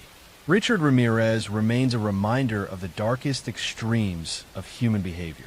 He called himself a servant of Satan, but in reality, he was a predator who preyed on the innocent. His name and the moniker Night Stalker endure in American memory as symbols of fear that once gripped a generation. Story 6. In the quiet rural town of Plainfield, Wisconsin, during the first half of the 20th century, life moved slowly and simply. The community was small, neighbors knew one another, and farms stretched across the flat landscape. Yet behind this peaceful setting there lived a man whose crimes would eventually horrify the entire nation. His name was Edward Theodore Gain. Ed Gain was born in August 1906 to George and Augusta Gain. His father was an alcoholic who struggled to hold steady work, while his mother was deeply religious, domineering, and strict. Augusta instilled in her two sons a belief that the world was filled with sin and corruption. She particularly warned them against women, describing them as instruments of immorality. Ed grew up isolated. The family rarely allowed social interaction, and the Gain children were discouraged from making friends. As a child, Ed was shy, quiet, and awkward. He was ridiculed by other children at school, which only pushed him further into isolation. His mother's teachings shaped him profoundly. He developed an unhealthy attachment to Augusta, viewing her as the only pure and trustworthy person in the world. This dependence would define his entire life. In 1940, Ed's father died, leaving the family to survive on farm income. Soon after, his older brother Henry began expressing doubts about their mother's strict worldview. Henry worried about Ed's unhealthy devotion to Augusta, but in 1944 Henry died in a suspicious fire while working on the family property. Although the official cause was listed as asphyxiation, investigators quietly noted that the circumstances were odd. Ed reported the fire, and when Henry's body was found, it appeared not badly burned, leading some to wonder if Ed had played a role in his brother's death. After Henry's passing, Ed was left alone with his mother. But only a year later, in 1945, Augusta herself died following a series of strokes. Her death devastated Ed. He had lost the one person who dominated his world and provided structure to his life. Without her guidance, he became reclusive, retreating into the farmhouse that grew increasingly filthy and cluttered. Most rooms were left untouched as shrines to Augusta, kept exactly as she had left them, while Ed confined himself to a few areas filled with debris and decay. It was in this lonely environment that Ed's obsession with death and the human body began to take its most disturbing form. He frequently visited cemeteries at night, digging up recently buried bodies. He removed skin, bones, and organs, taking them back to his farmhouse where he fashioned grotesque trophies. Investigators later discovered masks made of human skin, bowls crafted from skulls, and furniture upholstered with human hides. These creations suggested that Ed was attempting to recreate his mother's presence or even become her by wearing the skin of women he exhumed. For many years, his macabre activities went unnoticed. Plainfield was a small, trusting community, and Ed was seen as odd but harmless. He worked odd jobs, babysat for neighbors, and was known for being polite though strange. That perception changed in November 1957 when Bernice Wardens, the local hardware store owner, disappeared. Her store was found locked with bloodstains on the floor. A receipt showed that Ed Gain had been her last customer that day. Police obtained a search warrant and went to Ed's farmhouse. What they found shocked even the most experienced officers. Inside the house were the remains of Bernice Wardens. Her body had been hung in a shed and gutted like a deer. As investigators searched further, they uncovered the horrific collection of human remains Ed had gathered over the years. Masks of human faces hung on the walls. Chairs were covered in human skin, and boxes contained organs. Some remains were traced back to missing women, though Ed admitted many came from graves he had robbed. The discoveries horrified the public. The idea that a quiet, seemingly harmless neighbor had been committing such grotesque acts shattered the sense of safety in small-town America. Newspapers across the country printed the details, and Ed Gain quickly became infamous. His crimes went beyond murder into a realm of depravity rarely seen. During interrogation, Ed confessed to killing Bernice Wardens and another local woman, tavern owner Mary Hogan, who had vanished in 1954. He also admitted to robbing graves, but claimed he had not killed most of the women whose remains were found in his house. His statements revealed a disturbed mind. He described entering trances when digging up bodies, and he explained how he crafted clothing and masks in an effort to transform himself into his mother. In 1958, Ed Gain was found mentally incompetent to stand trial and was committed to a psychiatric institution. For more than a decade, he remained there until doctors declared him fit for trial. In 1968, he was tried for the murder of Bernice Wardens. He was found guilty but insane, leading to his return to a mental hospital where he spent the remainder of his life. He died in 1984 at the age of 77. The case of Ed Gein left a lasting legacy not only in true crime history, but also in popular culture. His crimes inspired some of the most iconic horror characters in cinema, including Norman Bates in Psycho, Leatherface in the Texas Chainsaw Massacre, and Buffalo Bill in The Silence of the Lambs. His story raised questions about mental illness, isolation, and the dangers of unchecked obsession. For the people of Plainfield, the scars never fully healed. The town became associated with darkness it never asked for. Many locals avoided speaking about Ed Gein for decades, wishing to move past the horror. Yet the farmhouse where he committed his crimes became a site of morbid curiosity until it was eventually burned down. Ed Gein remains a figure of fascination because his crimes blurred the line between reality and nightmare. He was not the typical killer driven by greed or impulse. Instead, he was a man shaped by isolation, dominated by his mother, and consumed by fantasies that grew more grotesque after her death. His actions shock a nation because they revealed what can emerge from loneliness and obsession left unchecked. Even today, his story is studied in criminal psychology as an example of how trauma, control, and mental illness can twist a life into something almost unimaginable. Behind every horror film inspired by his deeds is the reminder that these terrors were once real in a small Wisconsin town where people thought they knew their neighbors. Gary Leon Ridgway was born on February 18, 1949, in Salt Lake City, Utah. He was the second of 3 sons in a working-class family. His father, Thomas Ridgway, worked as a bus driver, while his mother, Mary, was a retail sales clerk.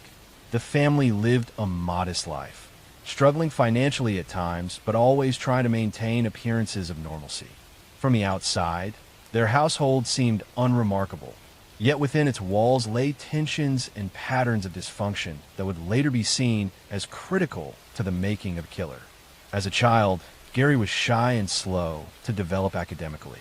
He struggled with reading comprehension and was held back in school more than once. Teachers noticed that he seemed detached, often staring off or failing to grasp lessons. His classmates sometimes mocked him for his lack of intelligence, and he grew up with a deep sense of inferiority. This sense of being less than others would stay with him for life, shaping the way he related to people. At home, the Ridgway family environment was strained. Gary's father often complained about sex workers, speaking of them with contempt. He frequently shared disturbing stories about encounters he had witnessed while driving his bus route near Seattle, where prostitution was common. At the same time, Gary's relationship with his mother was complicated. She was described as domineering, strict, and sometimes humiliating toward him. Gary later spoke of feeling confused by his mother's behavior, especially when she scolded him harshly even as she also cared for him physically in ways that left him with troubling, conflicted emotions. As Gary entered adolescence, he began to show troubling signs of suppressed rage. At the age of 16, in what would later be remembered as a shocking foreshadowing of his adult crimes, he lured a 6-year-old boy into the woods and stabbed him.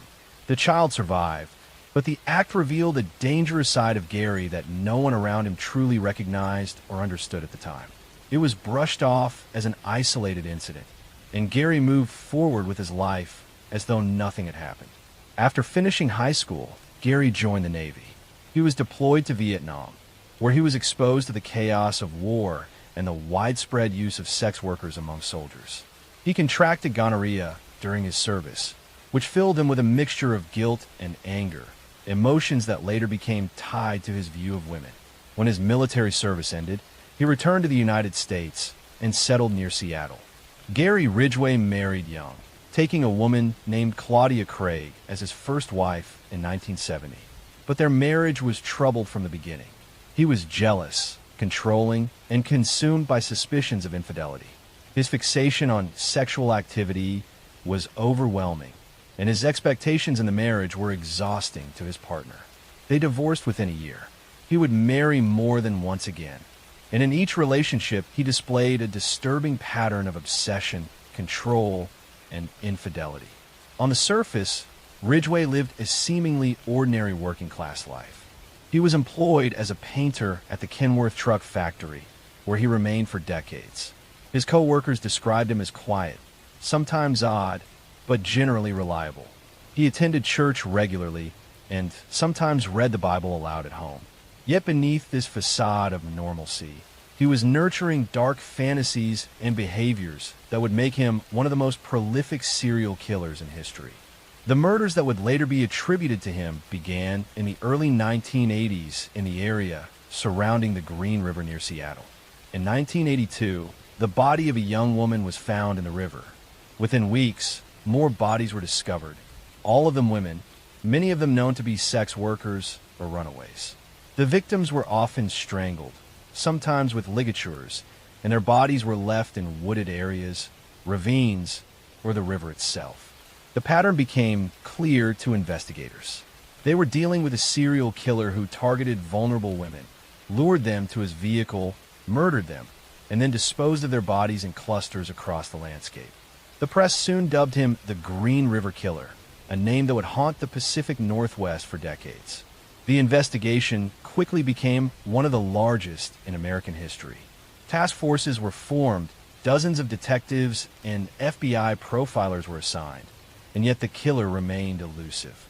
Ridgway himself was interviewed as early as 1983.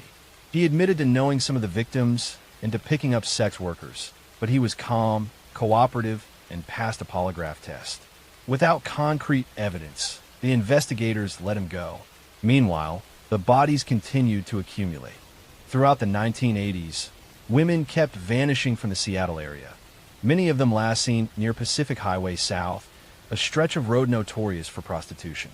Their remains were later found in clusters in wooded dumping sites that Ridgway returned to more than once. He often revisited the corpses to perform acts of necrophilia, an element of his crimes that remained hidden until his eventual confessions. For years, the task force chased leads, investigated suspects, and tried new forensic methods. Among those who assisted was Robert Keppel, a detective who had previously investigated Ted Bundy. Bundy himself, sitting on death row in Florida at the time, even offered to help profile the Green River Killer. Bundy suggested that the killer likely revisited the bodies and that he chose vulnerable women because he knew their disappearances would draw less attention. At the time, investigators considered Bundy's insights, but still lacked the evidence to make an arrest. Ridgway's double life continued into the 1990s. He remarried, held his job steadily, and maintained a bland suburban existence. Neighbors described him as unremarkable, sometimes friendly, sometimes odd. Few suspected that the quiet man who mowed his lawn and attended barbecues was hiding the darkest of secrets. The break in the case came with the advancement of DNA technology. In the late 1990s and early 2000s, samples that had been preserved from the victims were tested using new methods. Semen found on several victims was matched conclusively to Gary Ridgway. In 2001, nearly 2 decades after the first murders, Ridgway was finally arrested. The arrest shocked those who knew him. Many could not reconcile the ordinary factory worker with the monstrous crimes. In custody, Ridgway eventually confessed to an astonishing number of murders. He admitted to killing at least 70 women, though he was only formally convicted of 49. His confessions revealed chilling details. He spoke matter-of-factly, with no visible remorse, explaining how he chose women he thought no one would miss, how he strangled them in his truck or home, and how he returned to their bodies long after their deaths. In 2003, Ridgway accepted a plea bargain that spared him the death penalty in exchange for full cooperation. He led investigators to previously undiscovered remains and described his methods in cold detail. The families of the victims attended hearings, listening as he recounted the deaths of their loved ones. For many, it was a devastating experience, but it also brought answers after decades of uncertainty. Ridgway was sentenced to life in prison without parole, serving his time at the Washington State Penitentiary. He remains there to this day, one of the most prolific serial killers in United States history. Story 2. John Wayne Gacy was born on March 17, 1942, in Chicago, Illinois, into a blue-collar family of Polish and Danish descent. His father, John Stanley Gacy, was a World War I veteran and auto repair machinist who carried the scars of alcoholism and a violent temper. His mother, Marion, was described as a kind and protective woman who tried to shield her children from the worst of their father's anger. John Wayne, known in the family simply as Johnny, was the second of 3 children, with 2 sisters who were close to him throughout his life. From an early age, Gacy's relationship with his father was one of fear and disappointment. The elder Gacy often belittled his son, calling him weak and stupid, mocking him for not being athletic, and sometimes beating him for minor infractions. Johnny longed for approval that never came. Even as he grew older and achieved small successes, his father dismissed him. His mother, on the other hand, offered him compassion and defended him from his father's abuse. But this only deepened the wedge between father and son. As a boy, Gacy suffered from health problems. He experienced fainting spells and was later diagnosed with a congenital heart condition that limited his ability to participate in sports. This weakness made him a target of bullying from peers and further scorn from his father, who saw physical strength as a mark of manhood. These early wounds of rejection and humiliation would stay with him for life. Despite his struggles, Gacy showed an ability to charm and make friends. He had a sociable nature and often tried to win people over with humor and friendliness. By his teenage years, he became active in community organizations, working in grocery stores, and showing leadership qualities that impressed many around him. Yet behind this affable exterior, he carried secrets of confusion about his identity, his desires, and his insecurities. After finishing high school, Gacy moved through a series of jobs, eventually finding work in management positions. He married his first wife, Marlyn Myers, in 1964, and the couple settled in Waterloo, Iowa, where her family owned a chain of Kentucky Fried Chicken restaurants. Gacy managed 3 of these restaurants, earning a good salary and presenting himself as a respectable young businessman. He joined the JCs, a civic organization where he rose quickly through the ranks, known for his enthusiasm and his ability to get others involved. But beneath this respectable exterior, Gacy harbored dark impulses. In 1968, he was charged with sexually assaulting a 15-year-old boy, an offense that shattered the image he had worked so hard to build. He was sentenced to 10 years in prison, and his wife divorced him, taking their 2 children and severing all ties. After serving just 18 months, Gacy was released in 1970 for good behavior. He returned to Chicago, determined to rebuild his life, but the seeds of his future crimes had already been planted. Back in Chicago, Gacy reinvented himself. He started a successful construction business, PDM Contractors, which specialized in painting, decorating, and maintenance. He remarried, this time to a woman named Carol Hoff, a divorced mother with 2 daughters. They moved into a house on Summerdale Avenue in Norwood Park, a quiet suburban neighborhood. To his neighbors, Gacy appeared to be a model citizen. He hosted parties, often cooking elaborate meals, and became involved in local Democratic Party politics. One of Gacy's most unusual hobbies was performing as a clown. He created 2 characters, Pogo the Clown and Patches the Clown, sewing the costumes himself and painting his own face. He entertained children at hospitals, charity events, and parades, earning him the nickname the Killer Clown in later years. To those who saw him perform, he seemed harmless, even joyful. Yet this persona masked the terrifying reality of what was happening inside his home. Throughout the 1970s, young men and boys began disappearing in the Chicago area. Many of them were runaways, drifters, or youth-seeking work. Gacy often lured them with promises of construction jobs or money. Some he picked up hitchhiking, others he met at bus stations or on the street. Once inside his home, he would offer them alcohol or show them a trick involving handcuffs, claiming he could demonstrate how to escape. When they were restrained, he revealed his true intentions. He assaulted them, strangled them, and disposed of their bodies. The sheer number of victims is staggering. Over the years, Gacy murdered at least 33 young men and boys. He buried most of them in the crawl space beneath his house, layering the bodies in trenches that he dug himself. Others were disposed of in the nearby Des Plaines River. His ability to maintain his public image while committing these crimes is one of the most disturbing aspects of his story. Suspicion grew slowly. Some families of the missing reported seeing their sons last with Gacy, and rumors circulated. In 1978, the disappearance of 15-year-old Robert Piest became the turning point. Piest was last seen at a pharmacy where Gacy had offered him a job. When he failed to return home, his parents alerted the police, who quickly connected his disappearance to Gacy. A surveillance operation was launched. Detectives followed Gacy, noting his erratic behavior and eventually obtaining a search warrant for his home. What they discovered shocked them.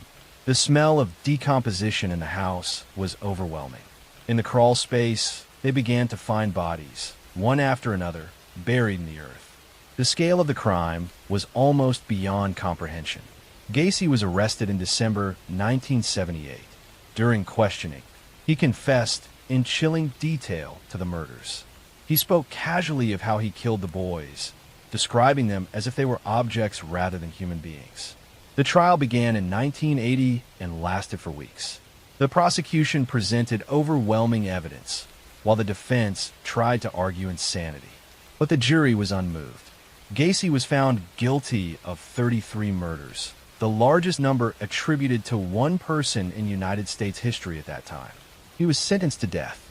For years, he lived on death row at Menard Correctional Center, appealing his sentence and maintaining at times that he was innocent, at other times admitting to the crimes. He became a notorious figure, even creating paintings that were sold for high prices by collectors morbidly fascinated with him. On May 10th, 1994, John Wayne Gacy was executed by lethal injection.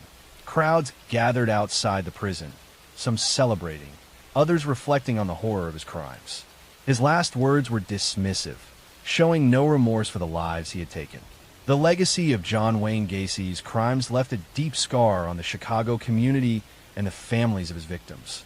His ability to live a double life, to be a businessman, a community volunteer, and a clown who entertained children, while at the same time burying dozens of bodies beneath his home, remains one of the most chilling examples of hidden evil. His case also led to greater awareness of the need for better investigations into missing persons, especially those from vulnerable groups. Story 3. The story of Peter Sutcliffe, later known to the world as the Yorkshire Ripper, begins in a quiet and ordinary setting, one that gave little hint of the darkness that would one day emerge. Born in Bingley, West Yorkshire, in 1946, Sutcliffe grew up in a working-class family in post-war England. His early life was marked by a somewhat withdrawn personality, a boy who seemed more comfortable in solitude than in crowds. Teachers and peers noticed that he was shy and sometimes awkward, but there was little outward sign of what was to come. The landscape of his childhood was one of smoky industrial towns, strict social structures, and families trying to rebuild their lives in the aftermath of war.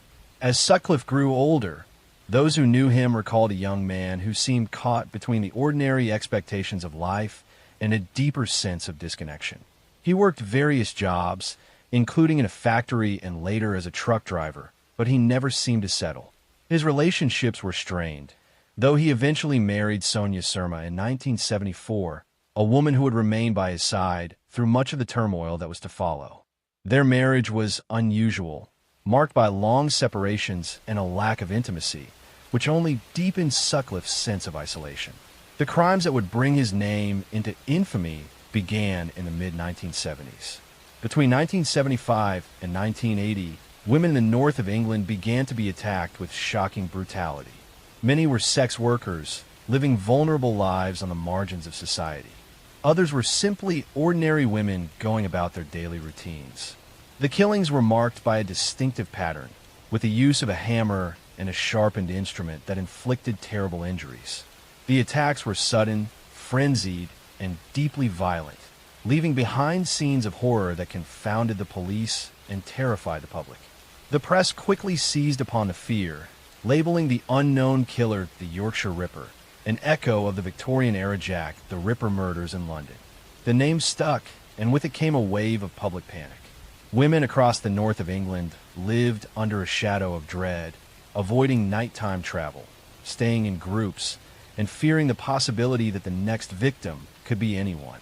The climate of fear grew so severe that it reshaped social life, particularly for women, and placed immense pressure on law enforcement to find the culprit.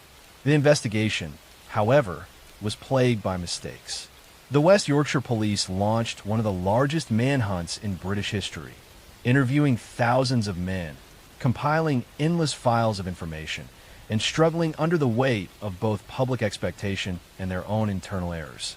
A major setback came in the form of the so-called Wearside Jack hoax. A man with a strong Sunderland accent sent letters and tapes to the police claiming to be the killer.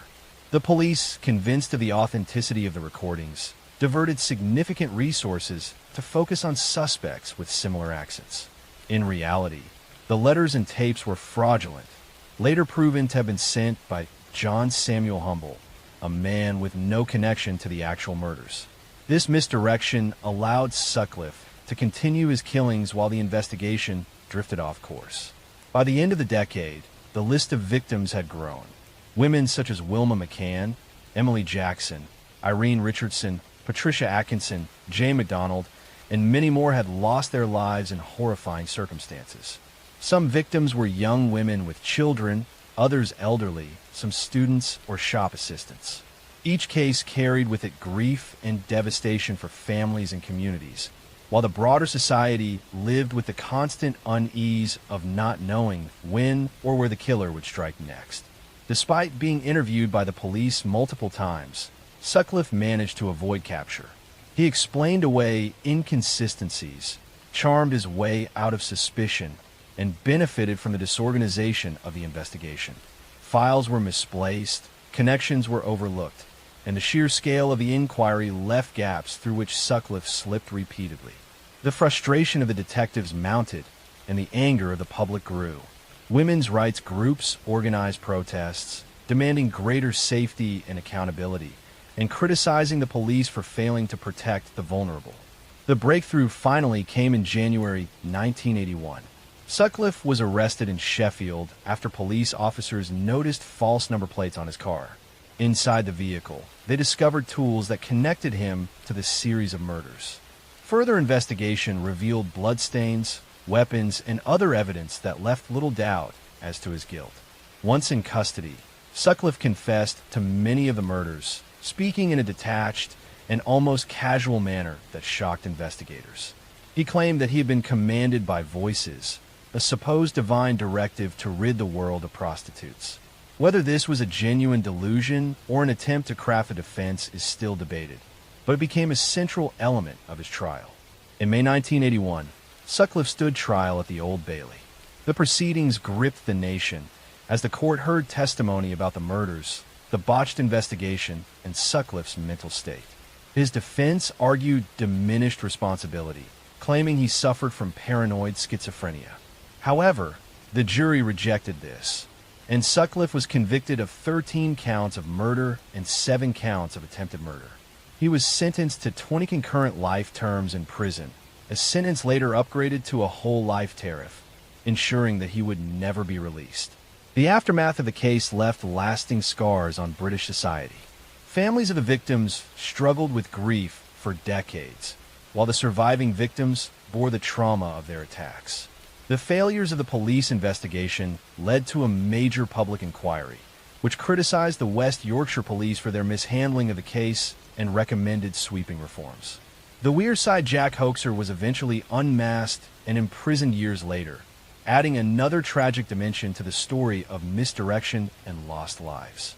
Sutcliffe himself spent the rest of his life in custody, moving between prisons and psychiatric facilities. He was attacked several times by fellow inmates and lived under heavy guard. His health declined in later years, and he died in 2020 after contracting COVID-19, bringing an end to the life of a man whose crimes had cast a shadow over an entire generation. The story of the Yorkshire Ripper remains one of the most haunting chapters in British criminal history. It is a tale not only of violence and cruelty, but also of systemic failure, public fear, and the resilience of those who demanded justice. It reveals how the actions of one man can alter the lives of countless others, and how institutions meant to protect can falter under pressure. For decades, it has served as a cautionary reminder of the need for vigilance, fairness, and the protection of society's most vulnerable. Story 4. The story of Richard Ramirez, who would become infamously known as the Night Stalker, begins far from the bright lights of Los Angeles, in El Paso, Texas, where he was born in February 1960. He grew up in a troubled household, the youngest of 5 children in a working-class Mexican-American family. His father was strict and often abusive, and young Richard, called Richie by his family, began spending long hours away from home to avoid conflict. He slept in cemeteries as a child, he wandered the streets at night, and he grew up surrounded by influences that were anything but stable. From an early age, Ramirez was exposed to violence and darkness that would shape him forever. His older cousin, Miguel, was a Vietnam veteran who returned from the war with photographs of atrocities and stories of brutality. Miguel would show these images to the impressionable boy and brag about acts of violence he committed overseas. Even more horrifying, Miguel once shot his wife in front of Richard, an act of domestic murder that Ramirez witnessed firsthand as a teenager. This exposure to blood and death left a deep imprint. Ramirez's adolescence spiraled further into delinquency. He experimented with drugs, including LSD, and developed a fascination with Satanism, black magic, and horror. He idolized serial killers and murderers, studying their crimes as if they were role models. By his late teens, he was committing burglaries, drifting between jobs, and spending nights wandering city streets. Eventually, he left Texas for California, where the anonymity of Los Angeles provided the perfect landscape for his descent into crime. The wave of violence that earned him his place in history began in 1984. The first known murder linked to him was that of Jenny Vincow, a 79-year-old woman who was brutally attacked in her Los Angeles apartment. Her death bore the hallmarks of the savagery that would characterize many of his crimes: forced entry, overwhelming violence, and sexual assault. At first, the murder seemed isolated, but within months, the pattern grew. In 1985, Los Angeles was gripped by terror. Ramirez embarked on a spree of home invasions, murders, rapes, and assaults that appeared almost random in their targets. He attacked the young and the elderly, men and women, people of different races and backgrounds. No one felt safe because there was no clear profile of who might be next. He entered homes at night, often through unlocked windows or doors, and his victims woke to unspeakable violence. Some were shot, others stabbed, many bludgeoned. He left behind scenes of horror that investigators struggled to connect at first, but soon the public and police alike realized they were facing one of the most sadistic criminals in modern American history. Ramirez developed a ritualistic pattern. He used guns, knives, or blunt objects. He often assaulted women sexually, sometimes in front of their partners or children. He forced his victims to swear to Satan, leaving behind pentagrams drawn in lipstick or carved into skin. The press seized on these satanic connections, fueling fear that the Night Stalker was not merely a murderer, but part of something even darker. The city of Los Angeles descended into paranoia. Hardware stores sold out of locks and guns. People double-bolted doors, installed alarms, and slept with weapons nearby.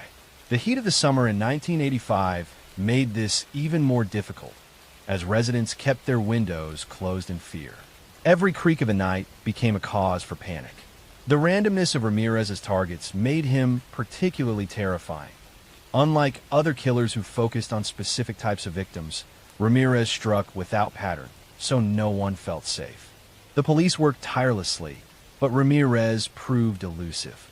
He used stolen cars, switched weapons, and left behind little that could lead directly to him. He killed in Los Angeles, but also traveled north to San Francisco, committing murders there as well, widening the scope of the hunt. A breakthrough came when a fingerprint lifted from a stolen car matched Richard Ramirez, whose criminal record included prior arrests. His face was soon plastered across newspapers and television screens, and the entire state knew his name. The capture of Richard Ramirez was almost cinematic in its drama. In August 1985, A resident in East Los Angeles recognized Ramirez from a newspaper photo. By chance, Ramirez had entered a local store and noticed his own face staring back at him from headlines. He attempted to flee, but was chased by a group of local residents. They cornered him, beat him, and held him down until police arrived. The Night Stalker had been brought down not by elite detectives, but by ordinary citizens who refused to let him escape. His trial was one of the most sensational in American history. Beginning in 1989, it stretched on for months, marked by shocking testimony, graphic evidence, and Ramirez's own disturbing behavior. He frequently flashed a pentagram drawn on his hand, shouted "Hail Satan" in court, and showed no remorse. His demeanor made him both feared and strangely idolized. Some followers wrote him love letters and attended his trial, drawn to his image as a dark antihero. But for the families of his victims, the trial was an agonizing ordeal, forcing them to relive the horrors inflicted by a man who seemed to revel in their pain. Ultimately, Ramirez was convicted of 13 murders, 5 attempted murders, 11 sexual assaults, and 14 burglaries. The evidence was overwhelming, and the jury sentenced him to death. He was sent to San Quentin State Prison, where he would remain for the rest of his life. Even in prison, Ramirez remained a figure of fascination and revulsion. He married a woman who had written to him while incarcerated, though their relationship eventually faded. He lived under the shadow of execution for more than 2 decades, appealing his conviction but never escaping his fate. In 2013, before his death sentence could be carried out, he died of complications related to B-cell lymphoma, ending his life behind bars. The legacy of Richard Ramirez's crimes is one of terror, sorrow, and unanswered questions. His victims and their families live with scars that never fully heal. The communities he terrorized remember the summer of 1985 as a time when fear was constant, when the Night Stalker seemed to be everywhere and nowhere at once. His case also changed the way Americans understood crime, highlighting the vulnerability of ordinary households and the randomness of violence. The Night Stalker remains a chilling symbol of predatory cruelty, a man whose actions revealed the darkest corners of human capability. His story endures not because of who he was, but because of the devastating impact he had on countless innocent lives, and a reminder of how fragile safety can be when confronted with evil. Story 5. The story of Dennis Lynn Rader, who became known to the world as the BTK Killer, begins in the small city of Wichita, Kansas, a place that for many years felt far removed from the kind of horrors that would eventually unfold there. Dennis Rader was born in March of 1945 in the tiny community of Pittsburgh, Kansas, before his family eventually moved to Wichita. From the outside, he seemed to grow up in an ordinary Midwestern household, with both parents working hard to provide for their children. Yet even in his childhood, troubling patterns began to emerge. He later admitted that from a young age he experienced violent sexual fantasies, often imagining scenarios where he bound and controlled women. These fantasies never disappeared. Instead, they grew stronger as he matured, becoming the foundation for the crimes that would terrorize Kansas for decades. Rader graduated from high school in 1963 and spent a brief time in college before enlisting in the United States Air Force.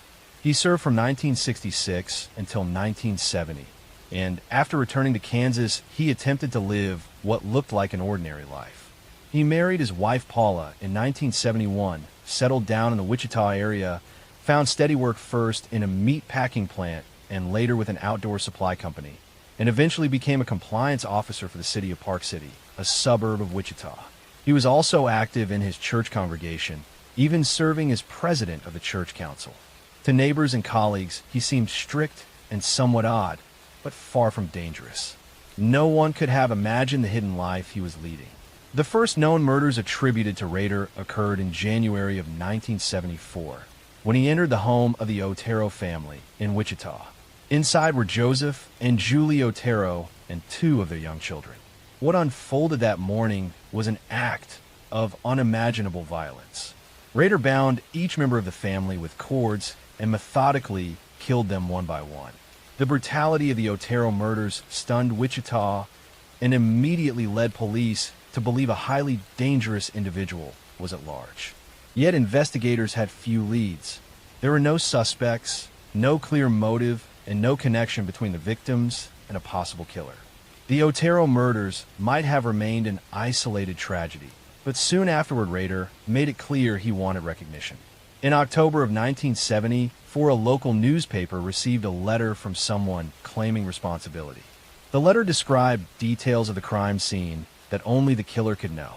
Most chillingly, the writer signed the letter with the initials BTK, standing for bind, torture, kill. That phrase would become inseparable from the crimes and the identity of the man who committed them. Over the following years, Rader struck again.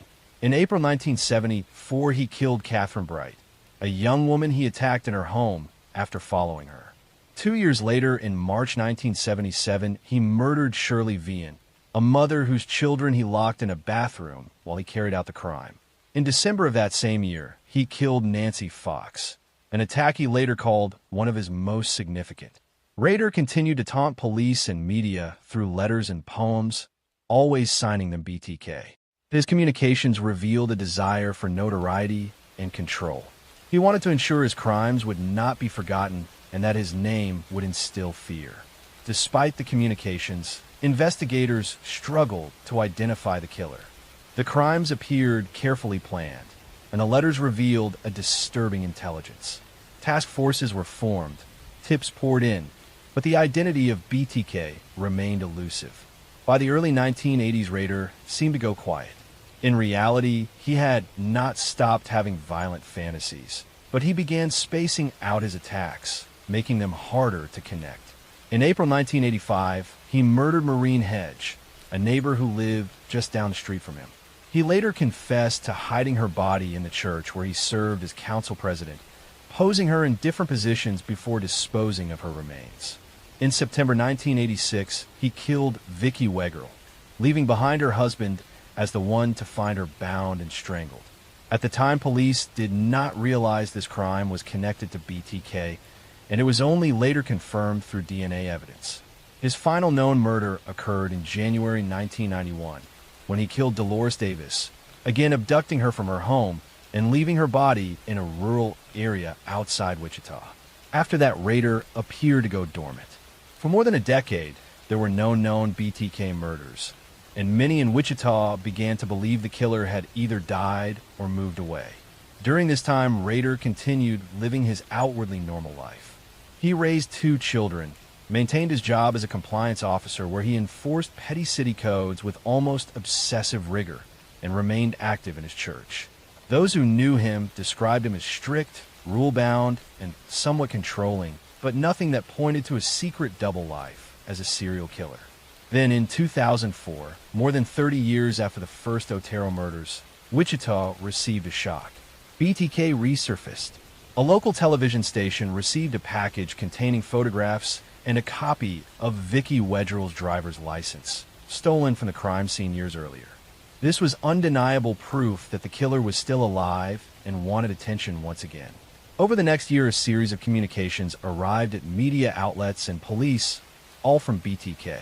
He sent packages containing crime scene items, letters describing his actions, and puzzles meant to taunt investigators. These new communications proved to be Rader's undoing. In one package, he asked police if they could trace information from a computer floppy disk. Investigators responded publicly through a newspaper ad suggesting it would be safe. When Rader eventually sent a floppy disk, forensic analysis revealed metadata linking the document to Christ Lutheran Church and the name Dennis Rader. Investigators quickly confirmed that DNA taken from Rader's daughter matched evidence preserved from earlier crime scenes. On February 25, 2005, Dennis Rader was arrested near his home in Park City. The news stunned the community. This man who had lived among them for decades, enforcing local codes and serving as a church leader, was now unmasked as the BTK killer. During interrogations, Rader calmly confessed to the murders, describing them in chilling detail. He showed no remorse, instead speaking about them as projects he had planned and executed. Rader was charged with 10 counts of first-degree murder, though he hinted at more crimes that could not be conclusively proven. In court, he pleaded guilty, giving a long and detailed confession that described each murder step by step. His demeanor was cold and matter-of-fact, horrifying the families of victims who listened in the courtroom. In August 2005, Rader was sentenced to 10 consecutive life terms without possibility of parole. He was sent to the El Dorado Correctional Facility in Kansas, where he remains today. His case continues to be studied for the way he maintained a double life, the methods he used to communicate with the public and law enforcement, and the failures and eventual success of the investigation that captured him. The aftermath of the BTK case left lasting scars on Wichita. For decades, families had lived in fear, never knowing who among them might secretly be BTK. The revelation that he was an ordinary neighbor and community leader was almost as terrifying as the crimes themselves.